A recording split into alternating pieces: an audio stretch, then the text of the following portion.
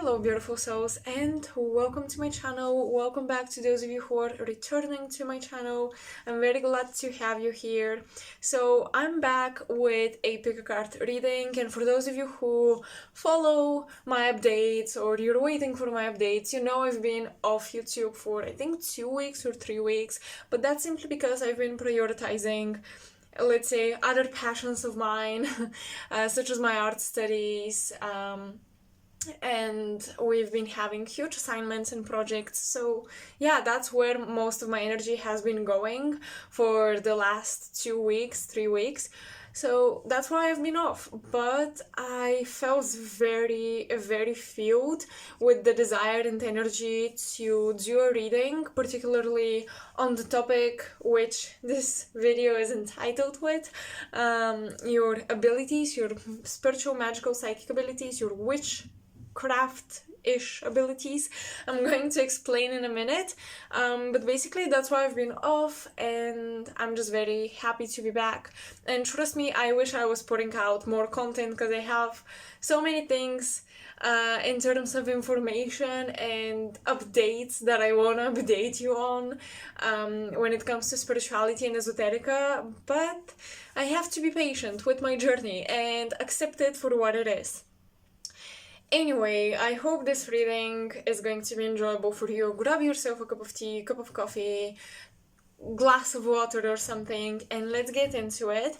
So this reading will be focusing on what type of witch/magician are you, and what type of magic source should you tap into? Where should you source your power from? Based on your past lives, your ancestral inherited abilities, all of these details around your spiritual gifts, your witchy gifts, and so on. I'll be diving into this in detail as much as possible. This reading will have an extended portion for each pile, and in the extended portion I want to see if you take a leap of faith and jump into your spiritual journey, where is it going to take you in terms of career purpose, love, connections, and so on, soul growth, karmic contracts, gifts, blessings, the whole shebang, basically, where your spiritual journey will take you if you develop your abilities and you follow your calling. So that's what I'm going to do in the extended portion of this reading, while here on YouTube we're going to focus on what your abilities are precisely. So yeah, of course these two sort of parts of your reading may kind of overlap, meaning some little messages may come in this first portion on YouTube, and more messages about your abilities may come up in the extended version. And that's simply because I cannot keep spiritual channeling in a box. It's very difficult. I'll do my best to concentrate on particular questions, of course, but you can expect little bits of one and the other. Alright, I hope that makes sense. So yeah, that's it. That's it for the intro. Let's get into the timestamps. They will be in the description box at the bottom, as well as the pinned comment in the section below, so you can go ahead, check them out, and go to your pile based on these 3 decks. So this tarot deck, Tarot de Marseille, with the selenite heart, will represent pile 1. The Wild Unknown Tarot, which I haven't used in a while, with the black tourmaline crystal, will represent pile 3, and the Radiant Wise Spirit Tarot with the amethyst will represent pile 3. This is, the Wild Unknown Tarot is pile 2. I think I said 3, sorry. So pile 2, pile 3. And something I felt guided while talking about all of these things in the intro, I was just drawn to the amethyst, and I felt guided to tell you that amethysts are great crystals because they cover a lot of, let's say, energy, spiritual needs that we have to have met. Your psychic abilities enhancement, and your protection, and your cleansing, and also your connection to your higher self. All of these things the amethyst can enhance for you and help you with. And amethysts are amazing crystals because first of all they're super beautiful, second of all, at least in my country and most websites I've been on, they're quite affordable for the size they come in. Like bigger chunks of amethyst will be much more affordable than a huge chunk of tourmaline. So I think that amethysts can be often seen, and we have an overall easy access to them, at least in my experience and the experiences of my friends who purchase crystals. But I think that they can be underappreciated, or they may not be considered as fancy as some other crystals like tourmaline, obsidian, things like that, crystals of that nature. But amethysts are just so great because not only they are affordable, they cover a wide range of spiritual benefits. So I feel like someone here needs an amethyst. Maybe you've been having lots of reasons why you want to purchase different crystals, many crystals. Maybe you've been getting into crystals, and I think a great starting point is an amethyst, simply because of those reasonings I listed. Also selenite. Selenite is also overall affordable, okay, for an average income person. It's overall affordable in bigger chunks, and it's also a great starting crystal for you. It connects you with a lot of angelic energy, a very, very pure crystal. It holds that inner light, and if you've been working on your shadow self, etc., etc., although black crystals are used for shadow work and all that and protection, I think that selenite can be just a very uplifting crystal as well. So this message is coming out of nowhere. My knowledge on crystals is not that vast and expansive. It's just that I've been feeling someone here needs to hear a little piece of advice on crystals, and here it is. Anyway, let's get into it. Go into your timestamp, go into your pile, and I'll see you there. Hello pile 1 and welcome to your reading. I don't think I mentioned I have a bunch of oracles around me, so we're starting off this reading with oracles. Let's see what messages you have. What are the abilities you possess, you've inherited? Also, where should you tap into for power and spiritual energy? And how can you enhance those? Everything about your witchcraft and magical practice. One message I'm getting right off the bat for pile 1, I see lots of blinking eyes, so that's quite interesting. I've never had such vision, because some visions with clairvoyant messages, some visions are repetitive and you already know what they mean. It's like a language you develop over time. But when I get a new vision, I feel like there might be new people watching this pile. I feel also, those of you who will resonate with the vision, this is something new for you, something I haven't tapped into and something you haven't connected with through me and my channeling before. Anyway, so in this vision, I see blinking eyes, lots of them, and I'm getting a couple of things. I'm getting that for your spiritual abilities to be fixed, you've been compromising your sleep for certain reasons, and your sleep schedule should be back on track, back on point. And specifically, I'm getting that you're finding a new tool that you've never tried before, and it's going to be very, very useful to you to fix your sleeping schedule, and therefore to have better meditations and better spiritual practices. The Spirit is talking a lot about your sleep deprivation has been weakening your aura, and you will notice how your mind feels more easily hijacked by other entities in the astral when you don't sleep properly, when you don't prioritize your sleep. I feel like I'm seeing people coming back from work quite late at night as well. And those blinking eyes, I feel like some of you need eye drops for dry eyes and things like that, because you've been staying up all night, staying up late at night. So please fix your sleep schedule, because when you develop your psychic abilities, you want to take care of the pineal gland a lot. I mean, all chakras are important. Your whole physical body is very important for your psychic abilities to develop. But currently, you have those pineal gland, melatonin production, and all of these hormones for sleep disbalances. because of things you've been prioritizing that I feel like it's not even something long term, but you've been prioritizing it like it's the most important thing in your life. And I get that our jobs can be important. It's just that Spirit is saying you're missing out on opportunities to have a much more meaningful priorities in life, and you compromise yourself at the same time. So yeah, fix your sleeping schedules. All right.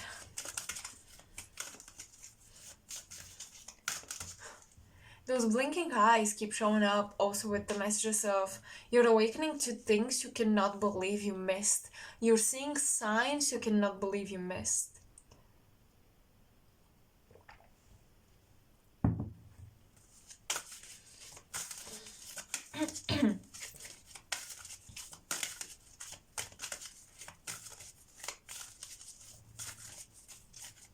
Someone here, this is for one or two people in particular.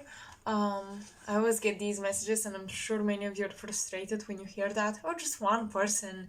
How can it be me? Anyway, I'm getting for few people here, or one person in particular, you've been having trouble sleeping because it's almost like your instinct of being observed, being watched is triggered, so you cannot fall asleep. And for some reason I'm seeing a vase with flowers that is moving, or you want to move it. You want to move some furniture because late at night it bugs you how these furnitures look. Or maybe you purchase new furniture or a painting or a vase or something, and suddenly the vibe in the house is so weird. It's very important where you sleep. Spirit is talking about your sleep a lot and what's happening late at night, and you should pay attention to that. And it's connected to your psychic abilities. So some of you are having awakening of psychic abilities through some uncomfortable paranormal experiences. And Spirit is talking about how you can take control of these experiences if you show whatever entity or spirit in the astral you are interacting with, voluntarily or not. You can show them that you are in control of this environment, not them. So moving things around based on your own biases and making your house look in a way you like it instead of how you got it in the first place is also very important. Self-reflection. Wow, okay, we have a mirror, we have watered, waning, gibbous moon, self-reflection.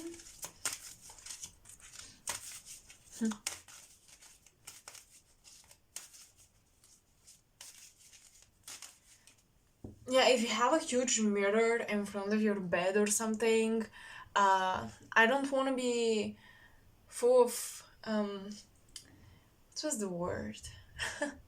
Not prejudices. Wait a second. Superstition, yeah. So, risking being superstitious, I want to say that having a mirror in front of your bed is not a good idea.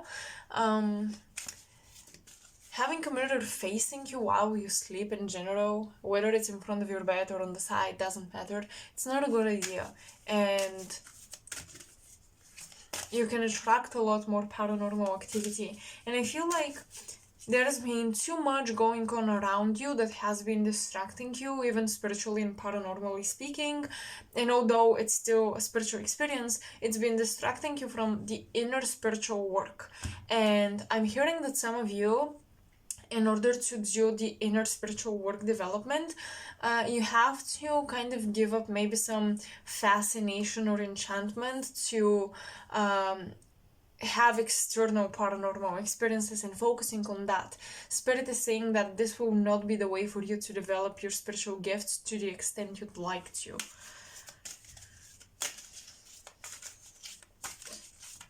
So with self-reflection, it's important to channel your own higher self and communicate with your own higher self.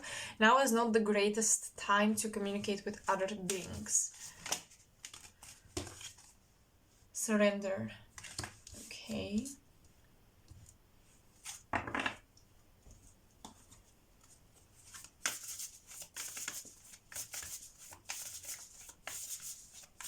Surrender. Too many cards. Type of witch or magician, or pile one.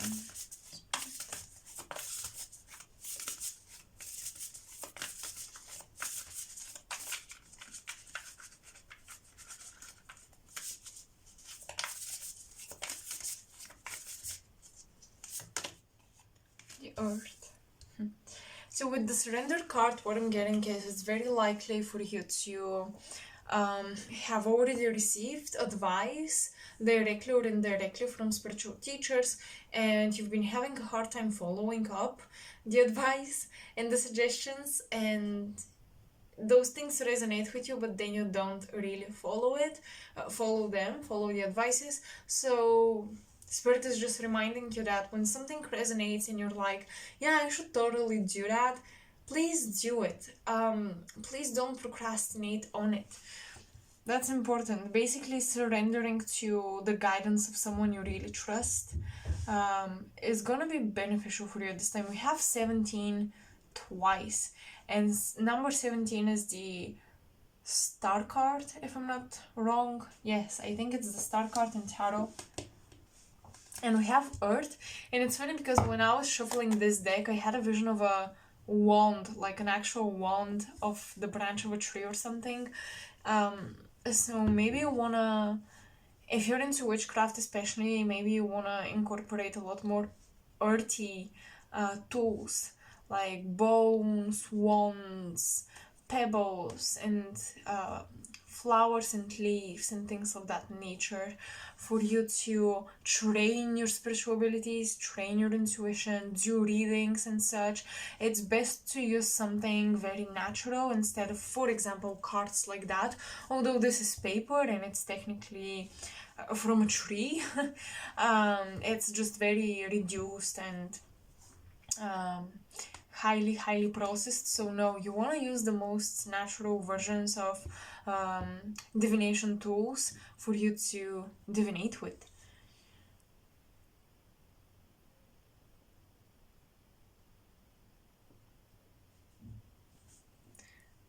So your main source of power and magic comes from the earth.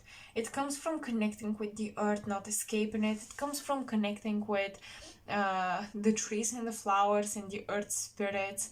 It comes from even connecting with the past and the history on the planet and humanity and its history. So yeah, the ancestors, the earth are coming strongly, but not even necessarily just the ancestors, but in general, the earth as a planetary sphere. So geomancy, reading palmistry, also, what else? I forgot the name for this, but reading the features of the face, things like that. Ancient, less modern ways of divining and reading and getting psychic intel are gonna be much more natural for you and much more interesting than cards, I feel. Even if you read cards, I just think that you're gonna be much more empowered if you reconnect with the earth.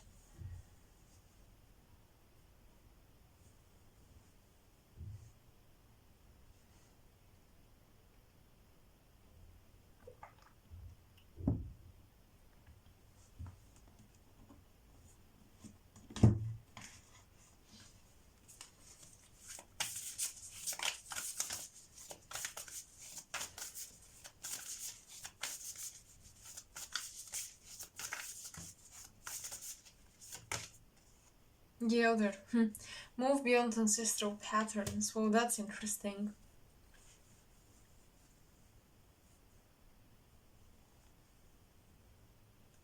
Many of you spiritually are evolving along with the planet, along with Earth, and I think it's easy for you to tap into collective events, or collective, let's say, trends of consciousness, or where consciousness is gonna go for the collective before it goes there. So you will tap into information or ideologies or interests, historical events, astrological stuff before the collective goes into those, and later when that happens you'll be like, wait, I was on that wagon, I was on that trend before all of you got on it. And that's because you are evolving along with our Earth planetary sphere. And I'm trying to find the words to describe what I mean, because I don't want to be vague with this.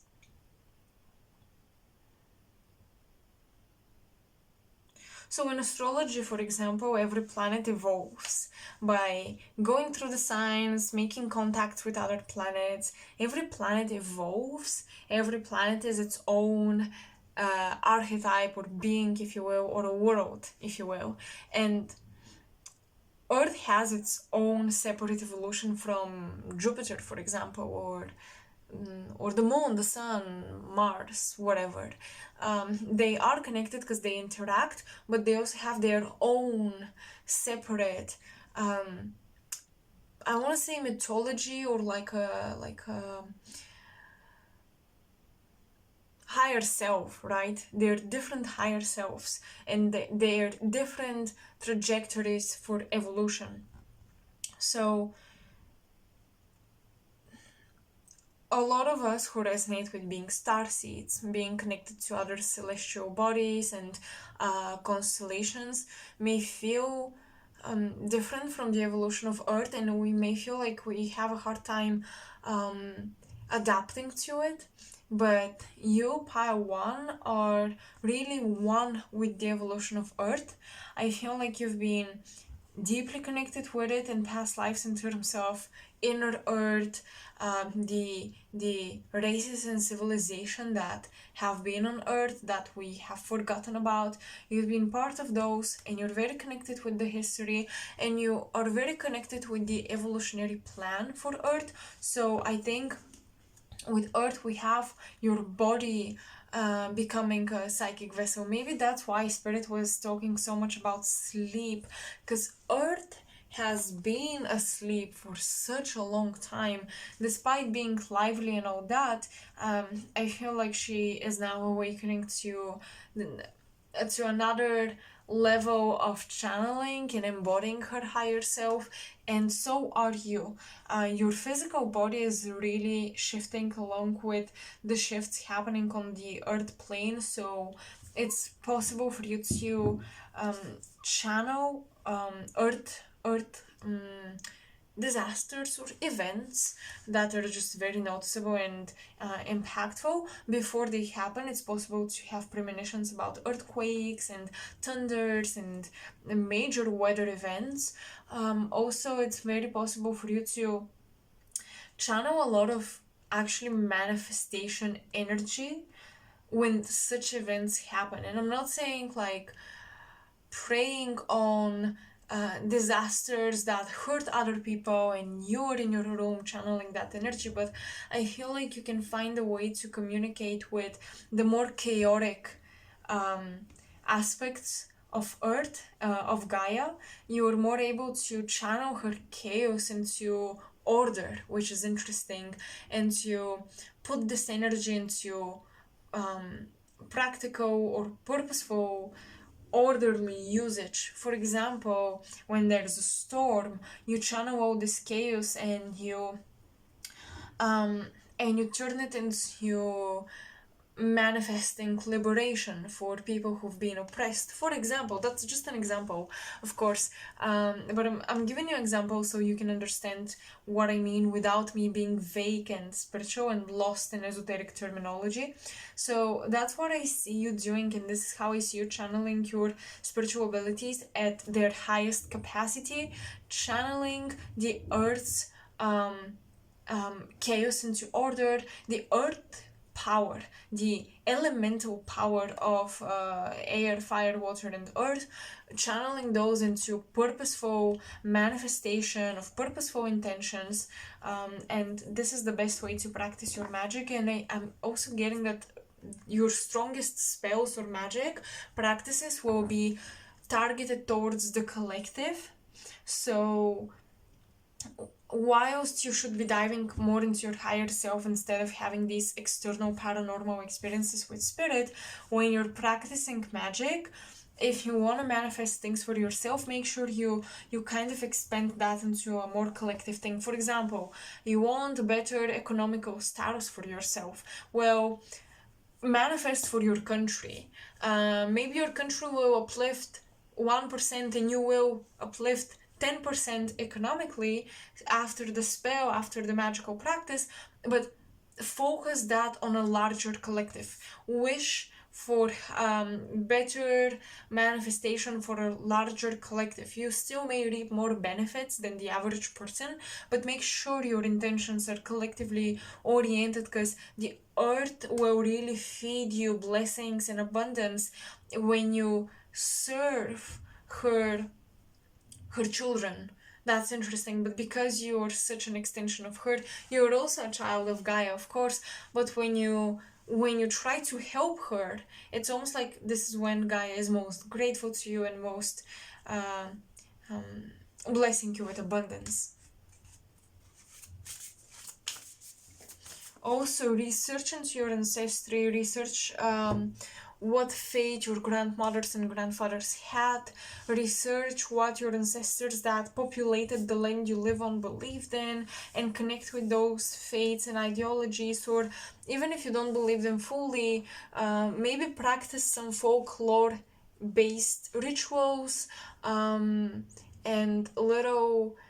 try to understand little omens, because I feel like a lot of your ancestors could read nature and they could foretell what event would happen soon. Use those tools. I feel like many of you are supposed to go old school with your spiritual practice for it to be as powerful as you'd like it. And I feel like it's super important for you to carefully tread in the new age practices, whether it's tarot, which I do, for example, whether it's oracle cards, astrology, witchcraft, whatever it is. Make sure you always go to the origins of things, where things originated from, and follow those systems back to their origin. I know that some star seeds will be more equipped for this new age type of practice of spiritual systems, or new agey understanding of spiritual system, where it's more fluid and more liberated. But I feel like pile 1, you guys in particular, will benefit from some tradition and structure, and even structure from your own ancestors. And it's best if you can surrender to what earth has already provided, what is already out there in terms of information and guidance.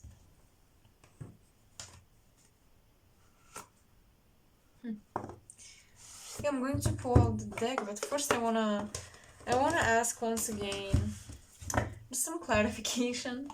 Okay, what are your abilities, pile 1? What are your abilities?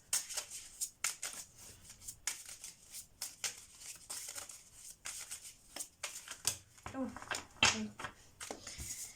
We have 2 cards. We have links with beautiful golden color. Observe. Oof. I'm going to tell you why this is accurate. And abundance. I love it. Yeah, so your ability to observe the earth and basically co-work with her is the best way for you to create abundance. Now, observe is also the thing I mentioned at the beginning of you feeling like you're watched. You have a very... In some people, this instinct is suppressed, and some people it's very heightened, and this is indicative of an open third eye. When your instinct for being watched and feeling it when it's heightened, it means that your third eye is really operating because you're observing outside of your peripheral vision, outside of what you can see with your eyes. You're seeing with your brain, and with the consciousness around you that is kind of expanding outside of the physical body. So yeah, your 360-degree vision is turned on. That's one of your abilities, and I feel like many of you can, the earth can provide for you remote viewing skills to protect yourself from different things. For example, you will have a premonition or a feeling of not wanting to go somewhere, not wanting to do something at a particular time, and then realize you saved yourself, or you were needed much more somewhere else. Even if there wasn't like a catastrophic event that you avoided, you were simply needed somewhere else, and you ended up being there by quote-unquote coincidence. But it's like the earth is guiding you exactly where you're supposed to be at particular times. So you can observe certain things, or you can help people out. It's like you have this, it's not completely remote viewing, although I believe some of you have this ability with the observe card.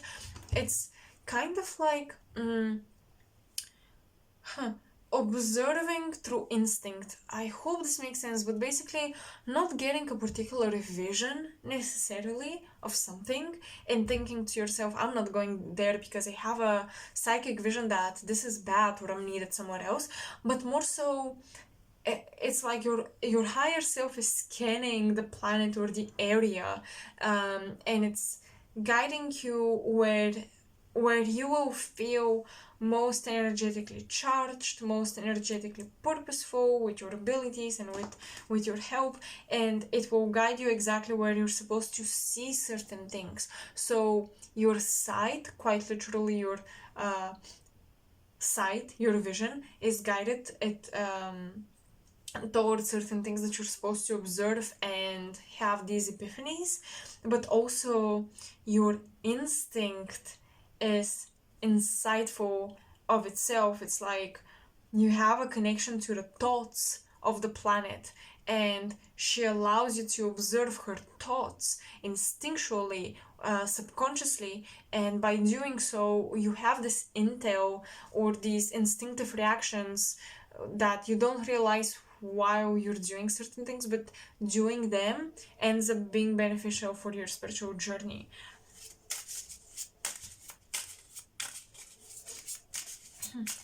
So disliking a country for whatever reason for the longest time, or loving a certain piece of land for the longest time, it's for a reason. A lot of your biases and prejudices and things like that, a lot of this is connected to the consciousness of Gaia and her own mental body. I'm getting a connection not so much to necessarily her emotional body or something, but more so to her mental body. Just as we have astral, mental, emotional body, etheric body, etc., we have these layers to our soul and our spiritual being, so does the planet.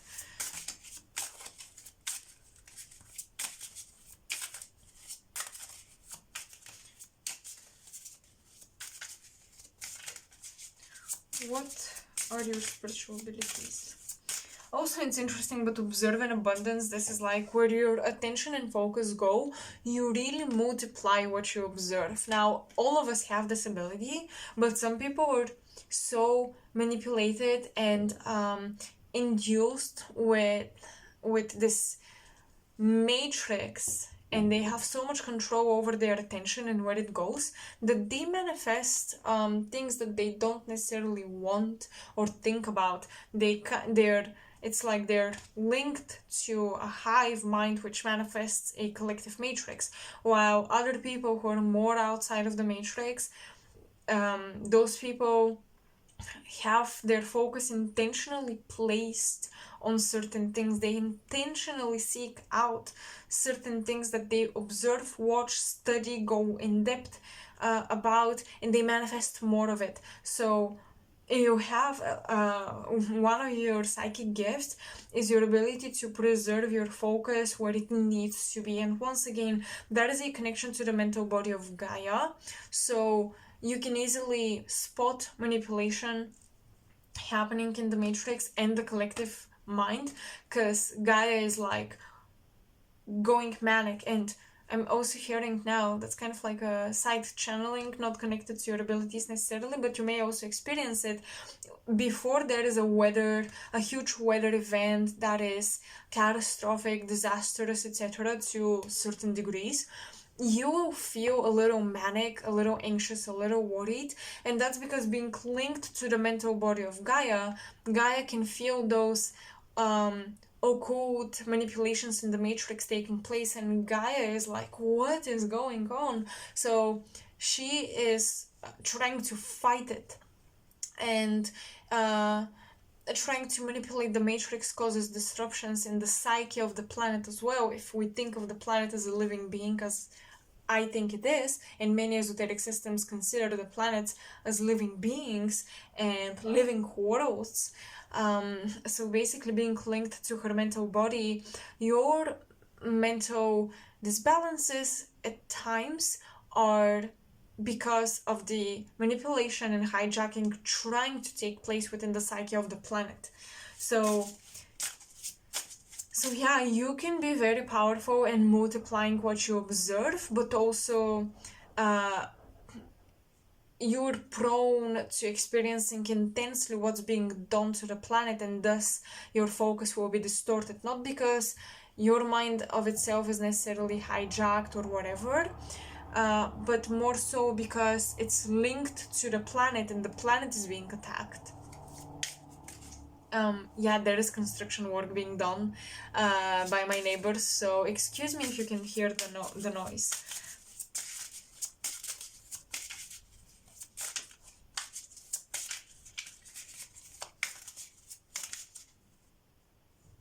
Wow, I'm getting a message that some of you have been healing from a fear of drowning, or a fear of water, or a fear of even something coming out of the water. If you've ever had such fear, that's a very particular one, but you're healing this, and it's deeply connected to a fear of what is in your subconscious mind and what will come out of your subconscious mind or out of the astral plane if you dive into your spiritual work. So if you've been dreaming of drowning, or if you've been fearing water in your dreams, especially for some reason, it can be a past life, but I feel like it's more about fearing your own psychic abilities if you let them come out to the surface and become conscious of them. So you've been healing from those fears. Apus, imagine, yeah. Dream state, imagination is deeply connected once again to the planet, and it's easy for you to imagine the future Gaia is trying to create, and that's why you can be a great visionary. And the more you develop spiritually, I think, is not just connected to purely spiritual abilities, but your spiritual development is also connected to manifesting the vision of the earth, manifesting the dream Gaia is dreaming, okay? Her hopes and her visions for how evolution should go.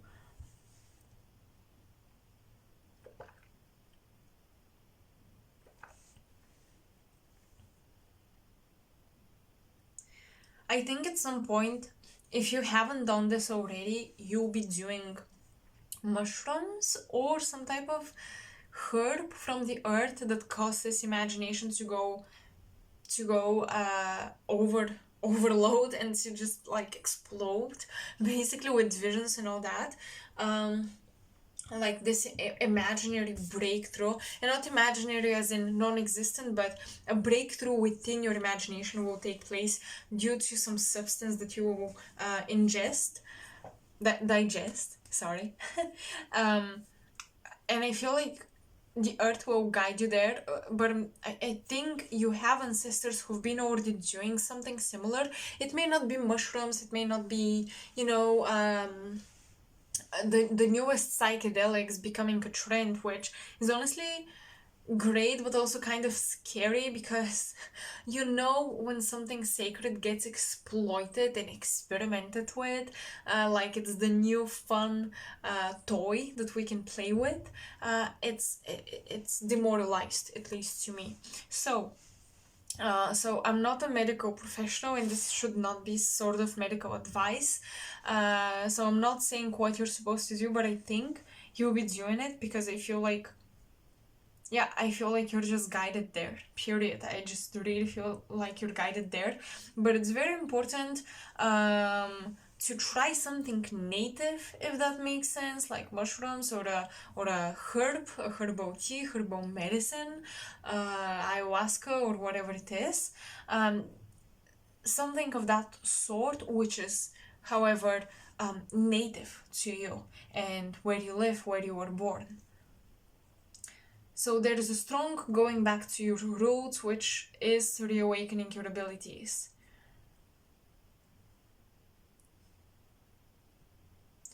For the longest time, you might have felt resented or disconnected from your ancestors, or resented by the ancestors, because you're someone who is supposed to jump beyond the ancestral patterns of your ancestors.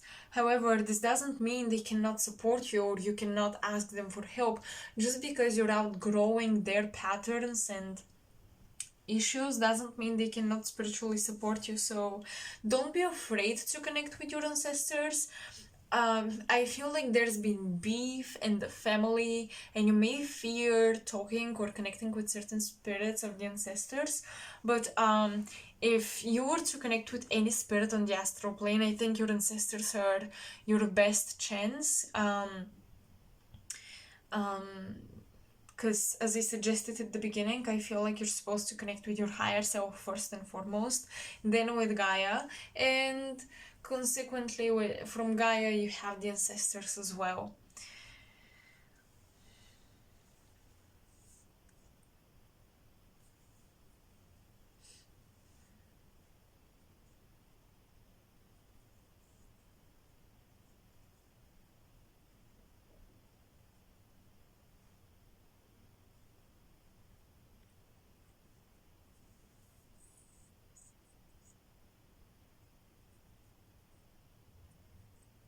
I feel like also, I was talking briefly on that earlier, history, events that took place on Gaia. I feel like you guys have an intuitive knowing, like a claircognizant knowing of what happened and how it happened, how life happened. Um, so, with Imagine, your imagination is a powerful tool to have knowledge, to access knowledge. It's just that all of us, of course, need some refinement of our abilities. So my suggestion for you is to learn symbolic interpretation a little bit, because you have a lot of symbolic claircognizance, if that makes sense. Like, you know certain things, but you may know them in metaphors, in symbols, not necessarily even see it, but kind of, for example, you see a symbol and you feel like you know what it means, and it's so weird because it's difficult to verbalize it, put it into words, but you know what it means. So developing a language to express your imagination in a way that others can also understand, to communicate your knowledge, is important, because you have access to the Akashic records of this planet in particular, and you can know the true history and you can tap into it. So do not disregard your piece of the puzzle, because looking at this card I was hearing a creation myth, creation myth, and it's not what might be popular or what you may hear a lot of other people talk about. It may be a completely different creation myth that you channel, and that is validated by, for example, your ancestral beliefs, or the folklore of your home country, your homeland. So go back to that. I feel that you can find a lot of clarification by exploring the ancestral creation mythos, and to basically translate your claircognizance and your imagination.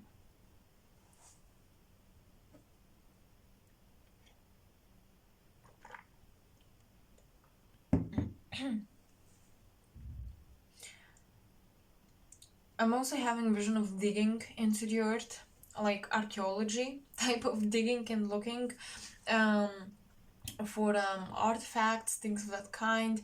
So you may be into archaeology, anthropology. Thanks to a friend who started to study anthropology, I realized that archaeology and anthropology are connected. So you might be an anthropologist as well. But I'm getting exploring the layers of the soil, of the very ground. So you may want to research this as well. I feel like it's gonna be connected to your psychic development. Um, Something about, living on a land where there might be chunks of crystals um, or lakes of water underneath the earth or something like that, like a tunnel system, living on top of a buried city ground or something. This is very likely for you to happen, or if you move a lot, it's very likely for you to move unintentionally to places like this and later on realize that the place was special. But yeah, there's a lot of like digging into the past, into the layers of history, uh, and digging into the layers of the earth. So if you're thinking about, I don't know, changing your career or your hobbies even, maybe anthropology is not a bad idea for you, or even archaeology.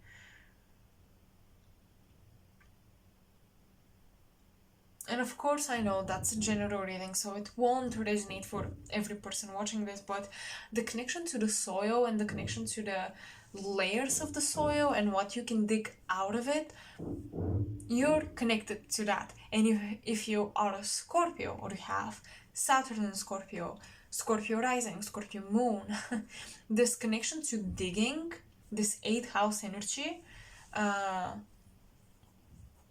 that's why, and this is where it comes from. So digging deep into stuff, that's the metaphorical explanation of the scorpionic archetype. But digging into actual soil and ground is the literal meaning of Scorpio as well. It represents this. So yeah. Also, that's it might be a little of a gruesome connection here, but I'm hearing that this digging energy or message is coming up because some of you have not been visiting a grave you're supposed to visit. So go there. You know who this is. You haven't been visiting the grave of this person for whatever reason, but they would really like you to go there. And instead of fearing that place, feel love and warmth when you go there.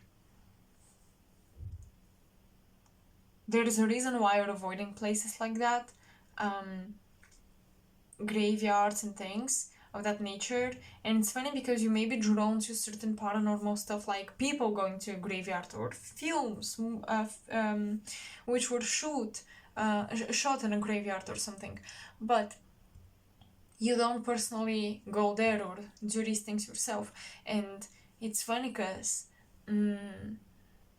you may enjoy observing paranormal practices, but not practice them yourself or connect with the spirit, particularly yourself. And wait a second, because call me crazy, or I might be hallucinating or something, but this face kind of moves, and I was a little shocked. Yeah, well, the cards are coming to life, so I feel like you guys have some animated objects that you have to return, or you have to put back to that grave because, yeah, someone is a little annoyed and a little disappointed you're not visiting them. Alright, I'm going to move on from this message because I'm getting spooked. Okay, pile one. Let's see, what else do we have?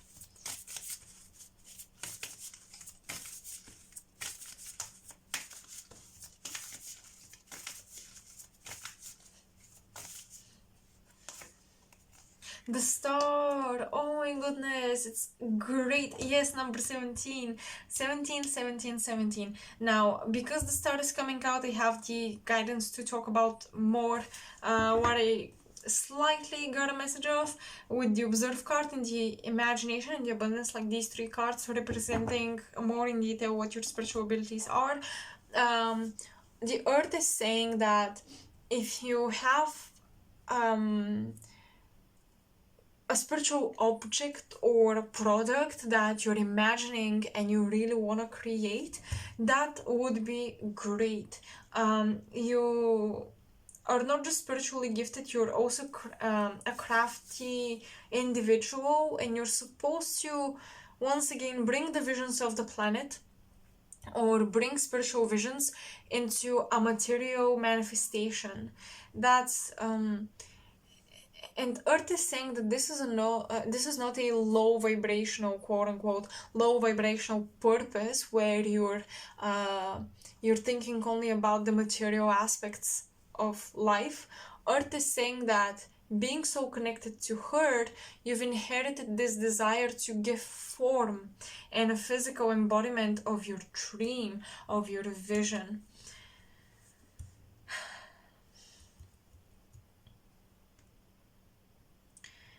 The star card I interpret as somewhat as the astral light, like the river of passage before you can go into the afterlife.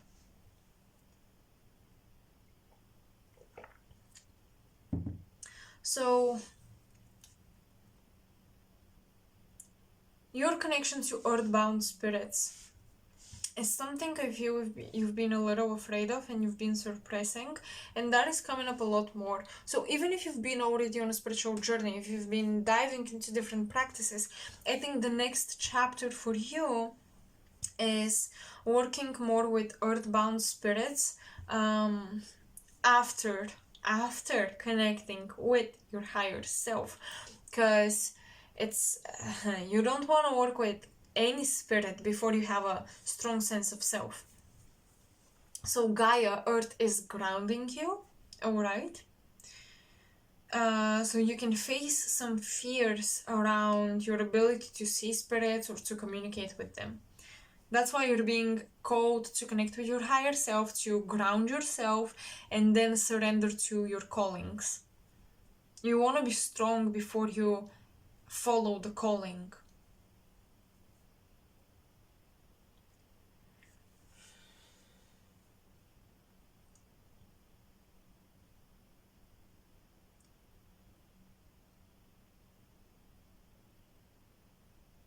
I'm hearing apparition with the star card.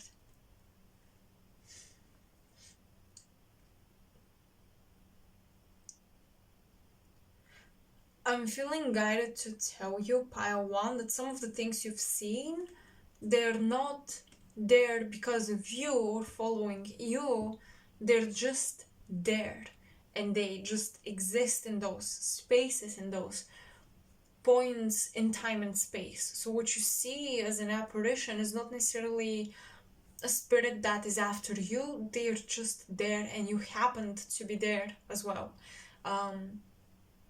So their energy is not targeting you per se, okay? I mean, with the star card, of course, you have the North Node energy, right? The North Star, your destiny. So yeah, it seems like your spiritual abilities are calling you as a path of destiny, but I'm going to go more in depth on this in the extended portion. So pile one, this is everything I have for you. I hope you enjoyed this. I hope this resonated, and I hope I wasn't vague and too vague and I gave you enough detail, but I also tried to keep this for the collective, obviously. So let me know in the comment section below how you resonated with this reading. Did you enjoy it? And I would love to see you in the extended portion, which is linked right under the timestamp for pile one. And if I don't see you there, that's also okay. Just I'm very grateful for having you here. Thank you for spending this time with me. You can like, share, and subscribe if you want to support my channel. This is really the best way to do it, especially sharing my content. Thank you once again, Pile One, and for all of you who've been patient with me putting videos out. Thank you, I love you, and I'll talk to you soon. Bye. Hello Pile 2 and welcome to your reading. So if you chose the Wild Unknown Tarot or the Black Tourmaline, this is gonna be your pile. So let's get into it. I do like to start off with a channeled message, a vision. Sometimes it comes spontaneously, sometimes I purposefully focus on it. And for you, I had to focus. You haven't been having, it seems, spiritual advice in a while, like not spiritual advice, sorry, intel in a while. You've been relying a lot on other people, and nothing bad about this. We all do that. We all need teachers and guides, even if we ourselves are spiritual or gifted. But I'm hearing that you are a prodigy child and you've been sleeping on your miraculous nature. I'm hearing that you've been the first one in the family in quite a long time to have the gift you have, and I'm seeing a lot of sigils and circles and fire as well and smoke, and I feel like the most powerful magic for you is ritualistic summoning magic. Now, I don't want to bear any consequences for what you decide to engage in, but this is what I'm channeling. And if you're afraid of doing this, that's okay. This is a barrier that you don't want to cross, and that's totally fine. I'm just saying what I'm getting for you guys to be the most powerful tool or most powerful source of magic. I'm hearing summoning. You've been doing this in many past lives, casting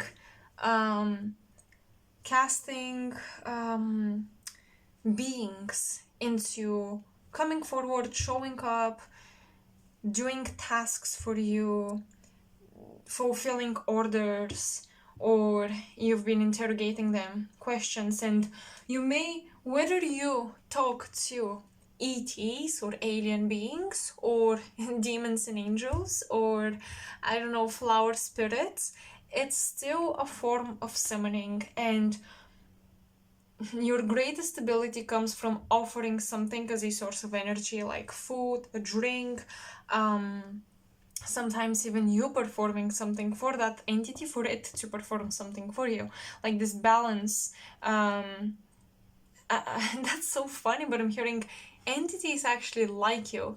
They kind of like you, and that's why they respect you. Of course, I'm not saying every nasty entity is just so fascinated by you, but most beings that you contact, they kind of like you and they don't want to harm you per se.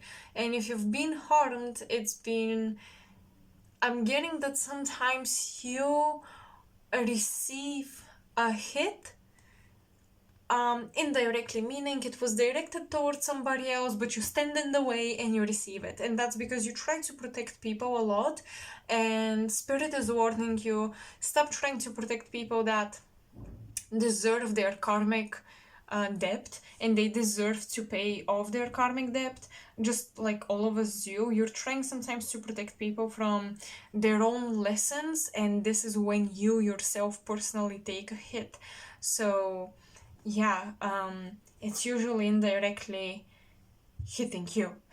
So that's what I'm getting for now, and I'm also getting that entities usually like you. They like to communicate with you. You're very open to listen, and you're very open to any sort of information, and sometimes even random stuff that entities want to chat about. It's not even necessarily spiritual information or whatever, but your mind is so open. Is this a good thing?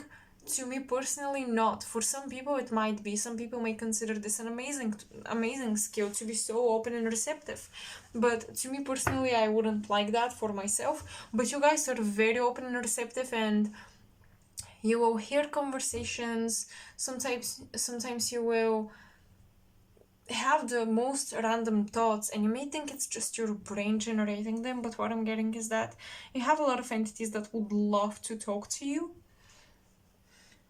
For some reason, I'm getting them in a library. I don't know if you have a library at home, but they like to come to you when you read books and disrupt your reading sessions.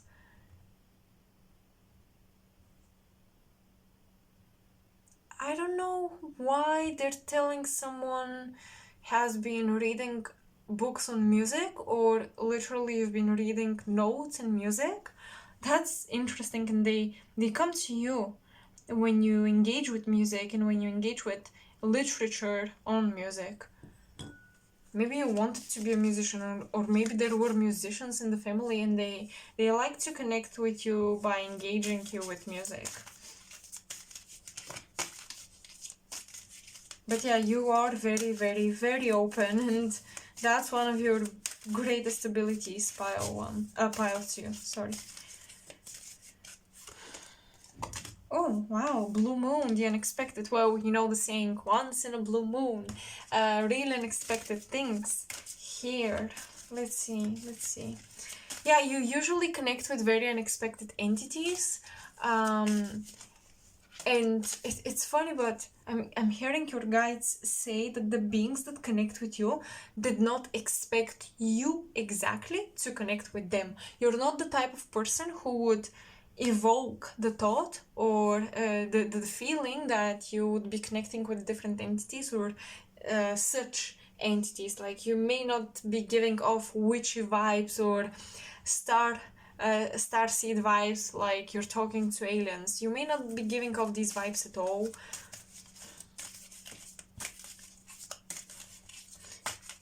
I'm hearing sometimes you guys summon beings unintentionally, and because you do it unintentionally, they don't know why you're calling them, why you're casting them into coming forward, and they're like confused, and they linger around, they observe you, they try to communicate. Sometimes you're open, of course, but you don't always respond back because I think that you don't take it seriously when you receive those messages or channels of communication, and they leave, but they're super confused. What the hell, pile 2? But yeah, they come through this portal, and they're very, very confused why you called them. Hunger. Yeah, it's funny because they're left hungry, because usually when entities are summoned, they expect that, okay, there's a drop, basically. I'm gonna do this, I'm gonna receive energy. And then they don't receive energy because it's like, you are very open to them, but you're not responsive to them and their little nudges. So you only receive, but you don't respond necessarily, and you leave them hungry and confused. And sometimes you may experience like lots of stuff breaking around you, your friends coming late because there was this unexpected thing that just prevented them from being on time, or things prevent you from being on time, random stuff around the house, a pipe is broken or something, things like this happen, and you wonder where it's coming from. And some of the entities, no matter how much they may like you and you're such an interesting persona to them, they're like, we're hungry, there's no energy. And because it's funny because you are very open, but they have a hard time getting energy from you for whatever reason. Maybe you're very highly protected. I am still not getting into that part of the reading. I don't know if you are yet, but they don't get enough energy from you, so they roam around your house basically, and they're like, well, we're gonna do some mischievous stuff, so we have some attention on us, because you're open but you don't pay attention to them. Does that make sense? Like, they're right in your face, but you dismiss them for being something else, and they don't get the energy they expect when they communicate, so they're kind of what the hell? And they roam around your house, do certain mischievous things to grab attention, to feed themselves.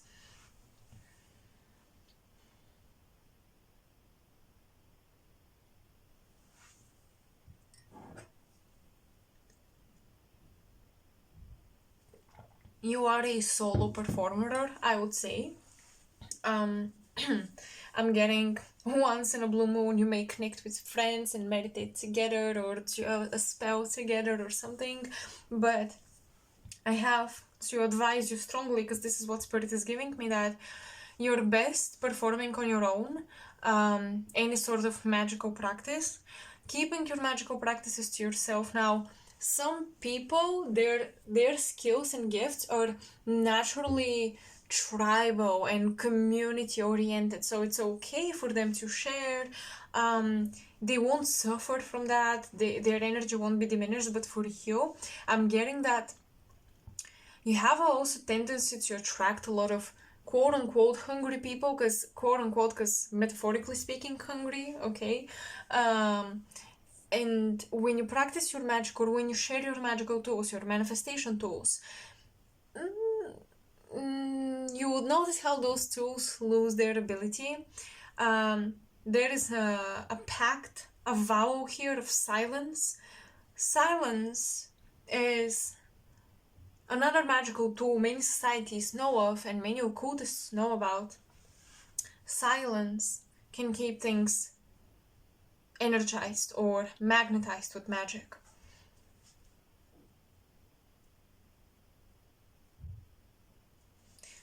You have a strong ability to attract whatever it is that you need to yourself. People think, however, you see, you think you're someone who works and you achieve stuff, but people that watch on the outside think that you're just magnetic and you attract things like that. So when you share your tools, they're like, so this is what Pile 2 has been doing for so long.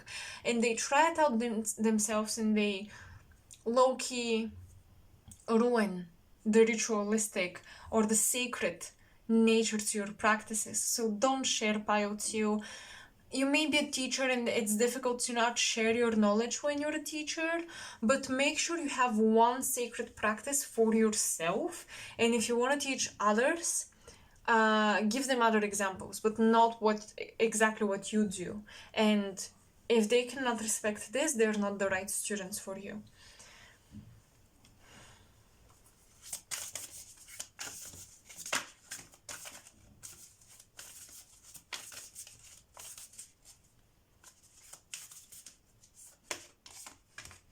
Oh my god, the Hermit! Retreat and recharge. Yes, exactly. For you to have a strong Merkaba or a light body to perform what you want to perform, magically speaking, witchcraft speaking, you do need to spend a lot of time alone. I'm not someone who would advise or advocate, more so advise on solitude or isolation, but for you it's very much needed. It's very much needed. Well, we have 2 cards coming out, although I planned on pulling out just one. You have 2, so Hermit, the medicine guardian and great teacher. Yes, indeed, some of your teachers, as I mentioned, and you want to share your healing tools, your healing abilities, or you find medicine in the knowledge that you have, and you feel like it might be healing for others, but instead of healing them, you hurt yourself, or you hurt your practice. Let me see what's coming through here.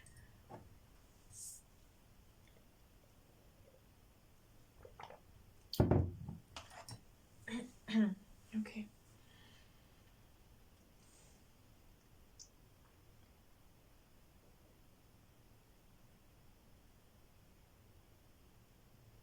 I feel like for Pile 2, your abilities are very spontaneous. They happen, they show themselves. You see your abilities in a spontaneous way, meaning you didn't expect yourself to achieve the results you achieve from time to time, spiritually speaking, but you do. You really do. And it can get you very excited. Okay, you're very high on emotions and alertness, and you can become very hyperactive or hyper emotional when you have these unexpected spiritual experiences. And the greatest teaching that your guides try to teach you is to let the experience go and be what it is. You may be very excited to tell your story, to share it with people, kind of like to show them that it's real, it's real, it's real, because I've been through it. Why don't you believe me? But this is hurting you more than healing them, okay? So you still have a long journey to go in this hermit mode.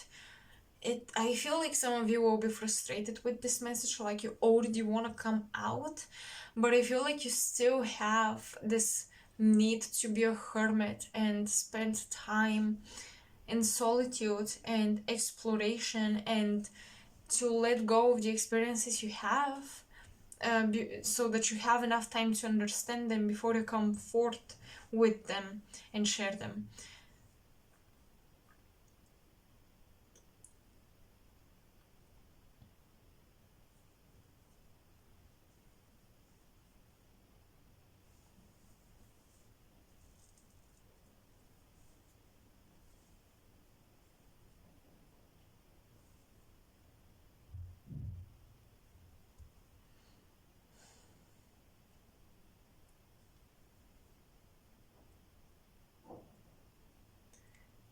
There is a lot of conditioning around what you would be naturally good at, for example, conjuring or summoning and evocation practices.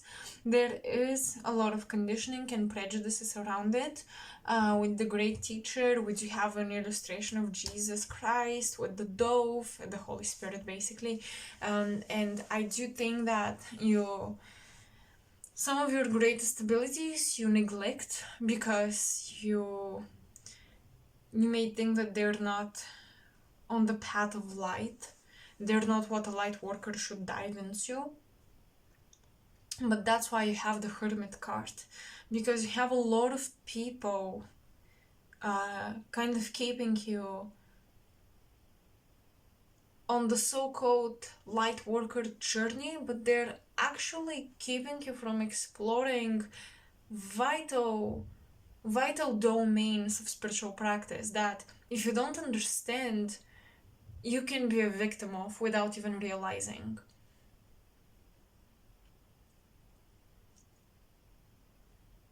So you should be learning from spiritual experiences and be open to healing information, because healing information sometimes can be found in a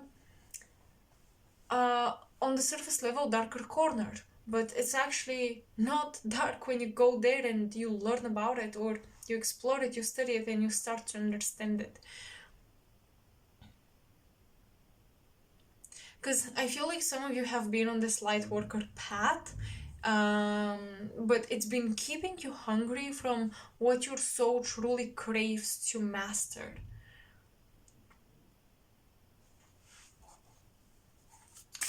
What are your abilities? Oh my goodness. We have the constellation of Draco, and if you know anything about the Starseed community, the Draco constellation doesn't have a good rep. Bad reputation, bad mythology around it. Draco. But regardless, I happen to be in love with dragons and dragon spirits. I find them extremely protective and spiritually powerful, and we indeed have the keyword guard or guardian on this card, and I find it very fitting.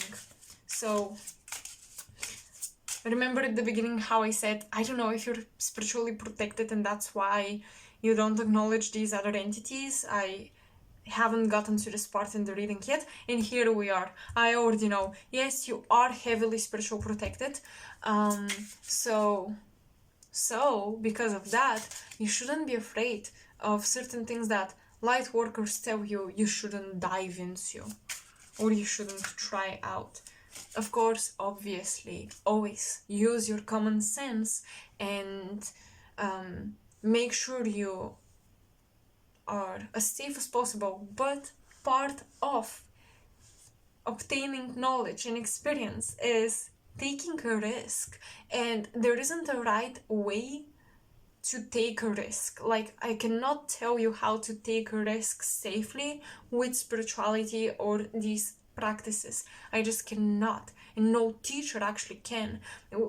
Anything that the teacher can do is share their experience with you. So maybe you would benefit from a teacher that is not afraid of the so-called dark practices, because depending on how you practice anything, depending on the intentions, this will define whether it's dark or not. So yeah, I think you need a very open-minded teacher, because up until now I feel like you've been holding back because of so many teachings or so much conditioning around certain practices that you thought they were wrong for you to do, but you've been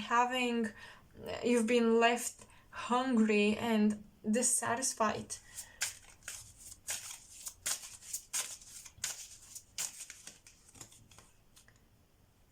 Monoceros or Monoceros, I'm not sure how to read it.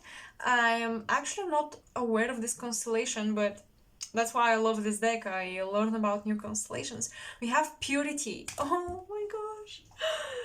You guys, you have all of these things I'm talking about, like light work and basically dark work or whatever. And then you have Purity, and it's like, you're such a pure soul. And that's why you're so protected. But at the same time, it's like, it's time for your next level. Let's continue and we'll see what comes through. What are your spiritual witchcraft abilities? Where can you source your power from?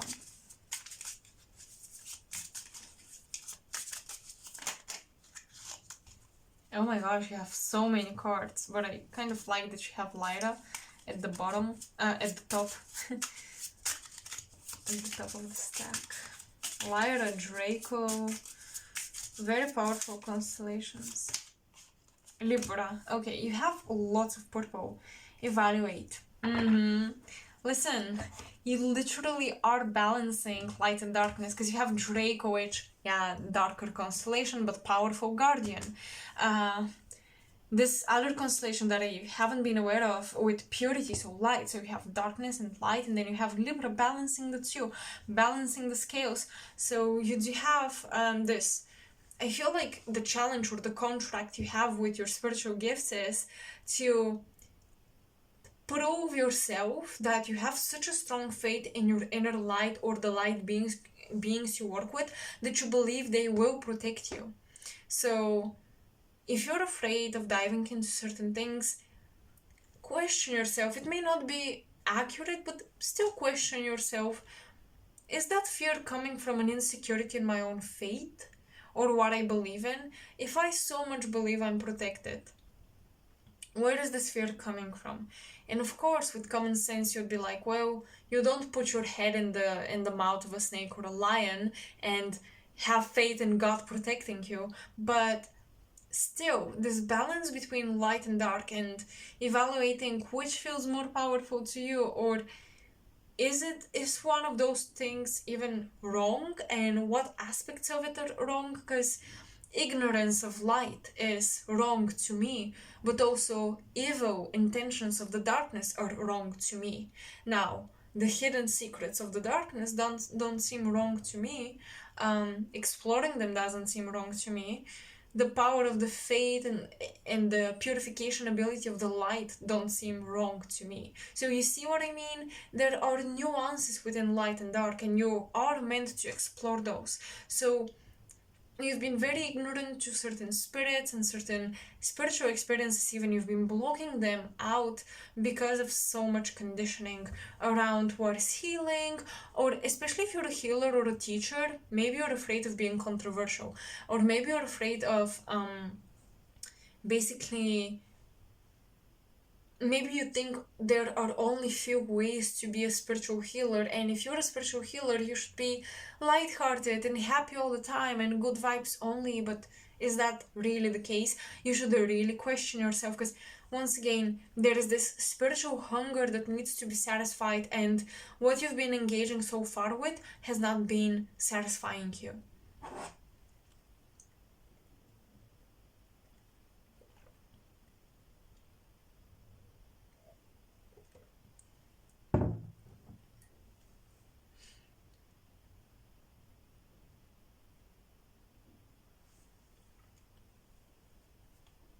You can be the wolf, not the sheep, and still be a good person, still be light.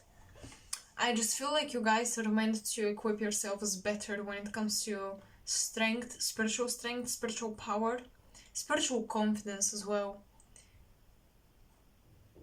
Not being arrogant, not being power obsessed or anything like that.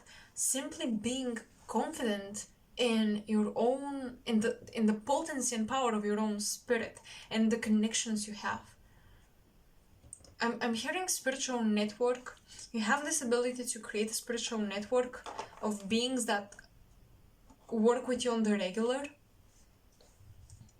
A lot of the beings you contact are actually healing spirits. I'm also getting a lot of Buddhist type of spirits, which is interesting. Lama spirits.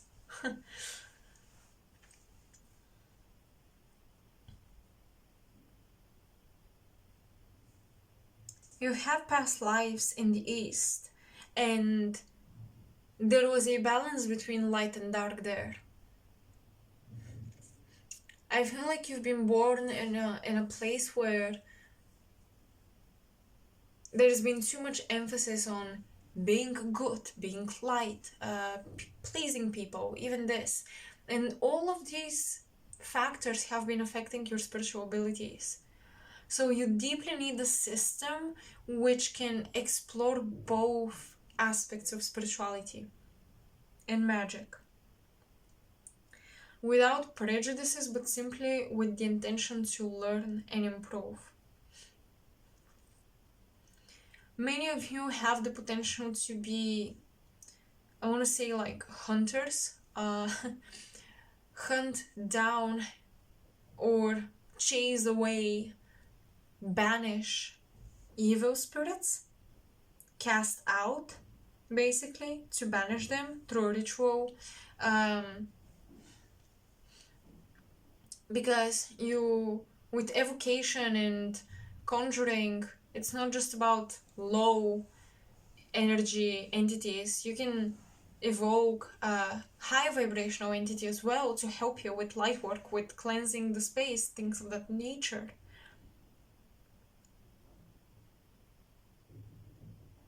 I really feel that the results of a conscious spiritual practice and not just going with the flow will be very unexpected to you.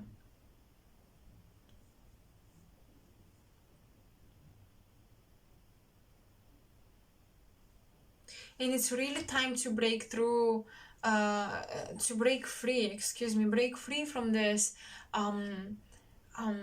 constant indecisiveness and kind of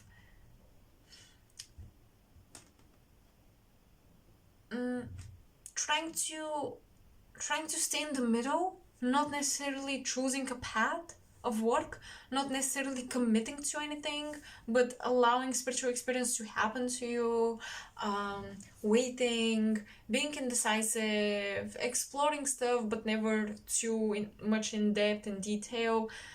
It leaves you hungry. It leaves your soul curious, hungry, and feeling like you're not doing what you're supposed to do with your spiritual calling.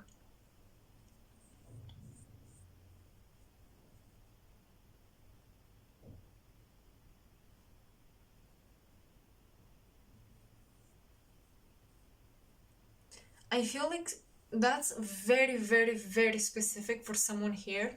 If you're a shaman or something, or a teacher, whatever, spiritual teacher, I'm feeling that someone here is supposed to heal people from traumatic paranormal experiences.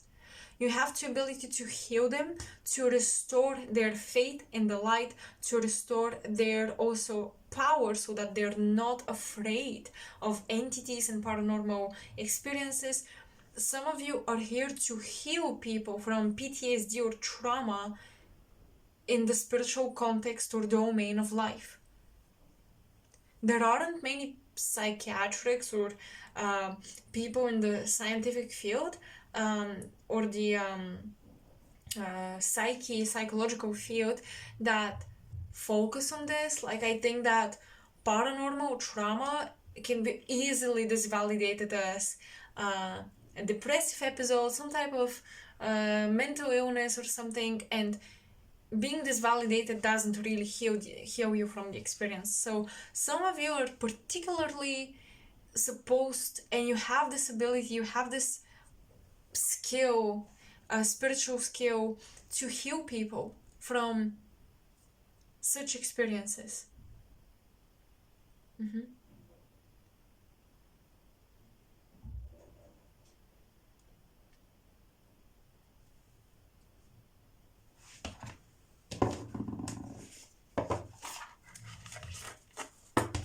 I haven't worked with this tarot deck in a while, so please be patient with me to get the messages out. Alright. Well, I do have reversals, which I don't do recently. I haven't been doing reversals in tarot, so if a card appears reversed, I may consider it and I may not. Alright, we'll see how it goes. Your spiritual abilities. Your spiritual abilities.